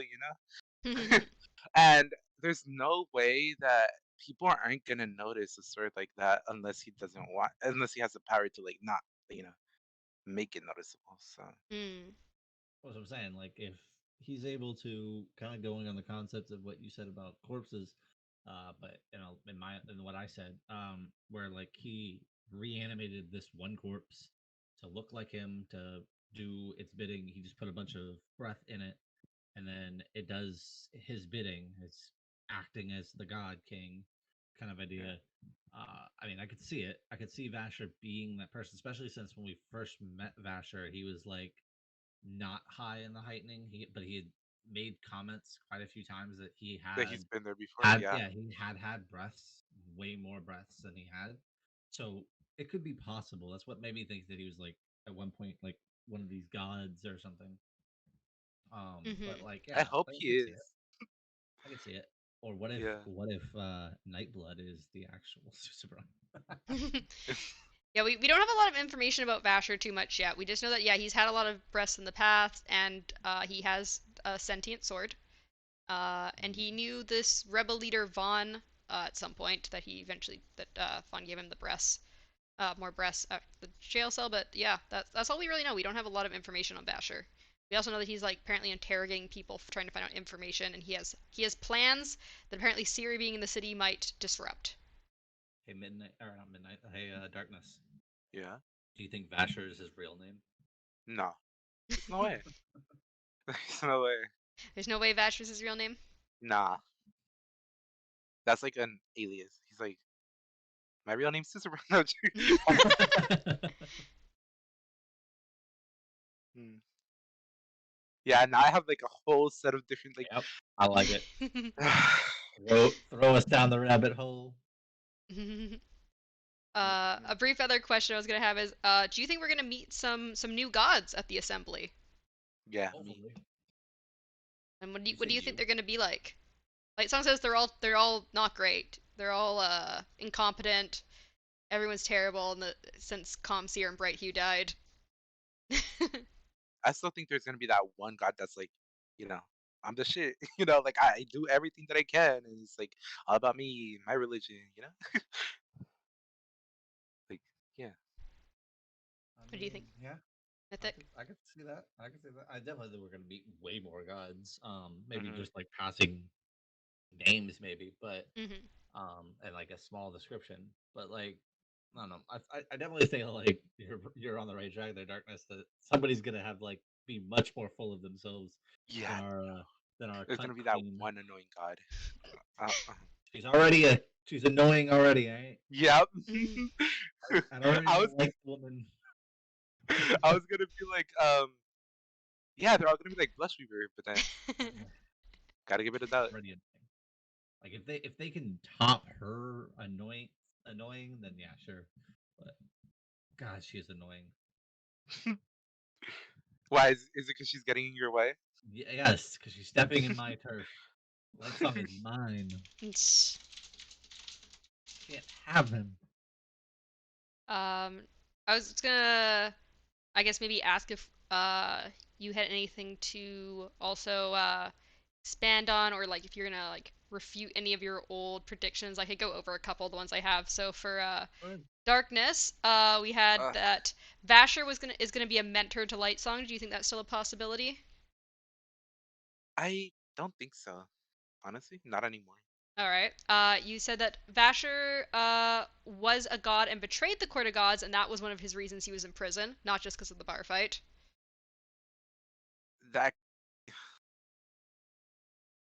Mm. I don't think so. I don't think so anymore because he has too much freedom. You know, Hmm. I mean, like you there still do is the think he was a god. god, though. You still think he seems to be a god of some sort. He's a Yeah, god yeah, king yeah, or a returned god for of some sure. sort. Hmm. Um, we, But the reason why I don't think it's like uh um they all like want to get him because he's like a traitor or something like that is because the sword. There's no way if the gods wanted to actually find him, they wouldn't notice that, you know? Mhm. I mean, So the Uh, either he's a murder, really mhm. the homicidal sword? No. so either So, so he's a conspicuous. really well kept secret, Mm. aka the God King, Mm. or I don't know, he's just like powerful enough to not make people notice him. All right. Also, do you still think Vivenna is going to be a villain in the book? Uh, I still have hopes. I want her as a villain You want her to be some sort of character. villain? Yeah, And then another Maybe, one I mean, was technically in the eyes of Palandra, you know. you said that Ciri and Lightsong are going to steal the power from the God King or stop his reign, potentially not actually stealing his breasts. But you think they're going to steal his power somehow? I mean, Yeah. Lightsong and Mm, Ciri. I don't. I feel like I don't know why, but I feel like the Lightsong and Sierra are not gonna have that much of a connection anymore. Hmm. I'm sorry, Mythic. Yeah. And then you you don't think Siri also and Latham are gonna have a connection? you said that Nightblood is or was a person. Yeah, I still feel that. Yeah. No, Yeah. those are all from episode 1. In episode 2, you said Susebron is not alive, or at least the person we think of as Susebron from the thing. You and Mythic Hmm. still kind of seem to think that he's like either maybe not dead, but he's like a puppet or something, or like not the Yeah. real God King. Hmm. And then you kind of just in passing said Ciri's gonna somehow escape the court to explore the city a bit more. Like she's gonna kind of wander free a bit. Yeah. So those were your I ones, and still think then that's a possibility, like a strong one, considering that she didn't let she's other gonna stuff sneak out a bit and in her. explore. Yeah. I Um, mean, it's look at Vivenna. She can like change her hair and stuff, and like disguise herself. Why can't Siri? You know? mhm. And then Mythic's predictions were, I mean, one of the ones that is kind of been proven already is that you thought Vivenna was going to go to Halandrin to save Ciri, which, yeah, that seems to be her goal. Mythic Uh, read ahead. He's cheating. you thought that Lightsong and Ciri will marry or will at least be some sort of mentor or sibling relationship to her. Marry or siblings? Good. Wait. Who? Sorry, I'm uh, appalled. Lightsong and Ciri, you said, we're either going to get married or at least have a mentor or sibling relationship. Still think that? Yep, I still think they're gonna be at least something. They're gonna And be some then kind of Fair. I think both of you just kind of said like you think the whole title just means that Ciri's gonna break the war in some way, that she's gonna somehow stop the war or break the war. Yeah. breaking the war. Yeah. Um, Some kind of Warbreaker, and you know? Exactly. you Mythic thought that Vasher was gonna be a mentor to Ciri. Mm-hmm. I I feel like still see it, still see it I, like f- that. I feel like Vash was gonna be a mentor to Vivenna now. Hmm. I'll put that down. Like, what if he's the one that dispels her worries of like, I can't awaken stuff, I can't use breath, Teach her and how he's Yeah. to like, you use breath right now, you know? teach her how to Yeah. awaken. That'd be pretty cool. And one of Mythic's was also that Vasher, we've kind of talked about this episode, Vasher used to be a returned god, like Lightsong, and that obviously it's a lie that the gods can't awaken things, because we've shown that Vasher can. So if he is a returned, then obviously they can use Awakener powers, even though we've been told they can't. Well, I mean, I'm gonna on top of that, I still have that feeling. I feel like if I feel like I said, maybe they died with a whole bunch of breaths, so they stayed in fifth, the fifth, wow, the fifth something. Can't remember Fifth what it was Heightening? now. Thank you. I had it right, and I just didn't think it was right. The fifth heightening. They stay in the fifth heightening when they awaken, and then but they don't have access to the breath that they had before. They're just able to use that chroma, and then they have to continue to give themselves one breath every time to stay alive. And that's the way that everybody else in the priests are to keep them subservient as gods, is to be like, okay, well, you're still alive. Here's one breath, but they don't have a lot, so like they can't do an awakening because you only have one breath. Where Mm, if Vasher was a god, he took more breaths at one point somehow, and then learned he can awaken things. I see. This is my thought. Oh. And then you had also thought at one point that Vasher is one of the current 2 dozen gods, and so I guess if you still think that, you think then we'll meet him at the Court of Assembly. Well, I don't actually still think that now, but You're still I kind of think more that'd on the be him as the God King thing. actually, yeah. Darkness kind of made a good point on that. That would be an interesting plot point, and I'd be behind that for sure. And That'd be a You pretty see, cool idea. the I think issue there, if he is the God King, I'm shipping him with Suri. Oh, you can them with Siri all you want. I get Night Song all the or Night Song all to myself. Yeah, and then I think your other predictions were pretty much just ones we've still covered this episode, which is that Nightblood was a returned god, or and Susan Vaughn is like a puppet or something, or a Mm-hmm. lifeless. That's what we talked about previously. Yes, that is all of my questions. Is there anything else you guys want to comment on, or? I'm good. I'm good. I just want to I, read. I've I want to continue to read. Yeah. yeah, I've gotten all my So. theories out already. Not all of Mhm. them. I still have stuff to think about after finding out that this Smash can possibly be the God King, but Now that you you've know my come to Yeah, this brain is new down that. exhausted. prediction. You gotta go down that rabbit hole. Yeah, so so next time we will be reading chapters 14, 15, To 20. 16, 17, 18. Another 5 chapters. To 20. No, through 18. Damn it. 19. No, we're doing 5 chapters. I've already planned out all the episodes. They're around 50 pages each. Uh and so yeah, so we're doing the 5 chapters, 14, 15, 16, 17, 18 next time, next week. So yeah, I hope you guys will enjoy those next chapters. Good luck reading Yeah. them.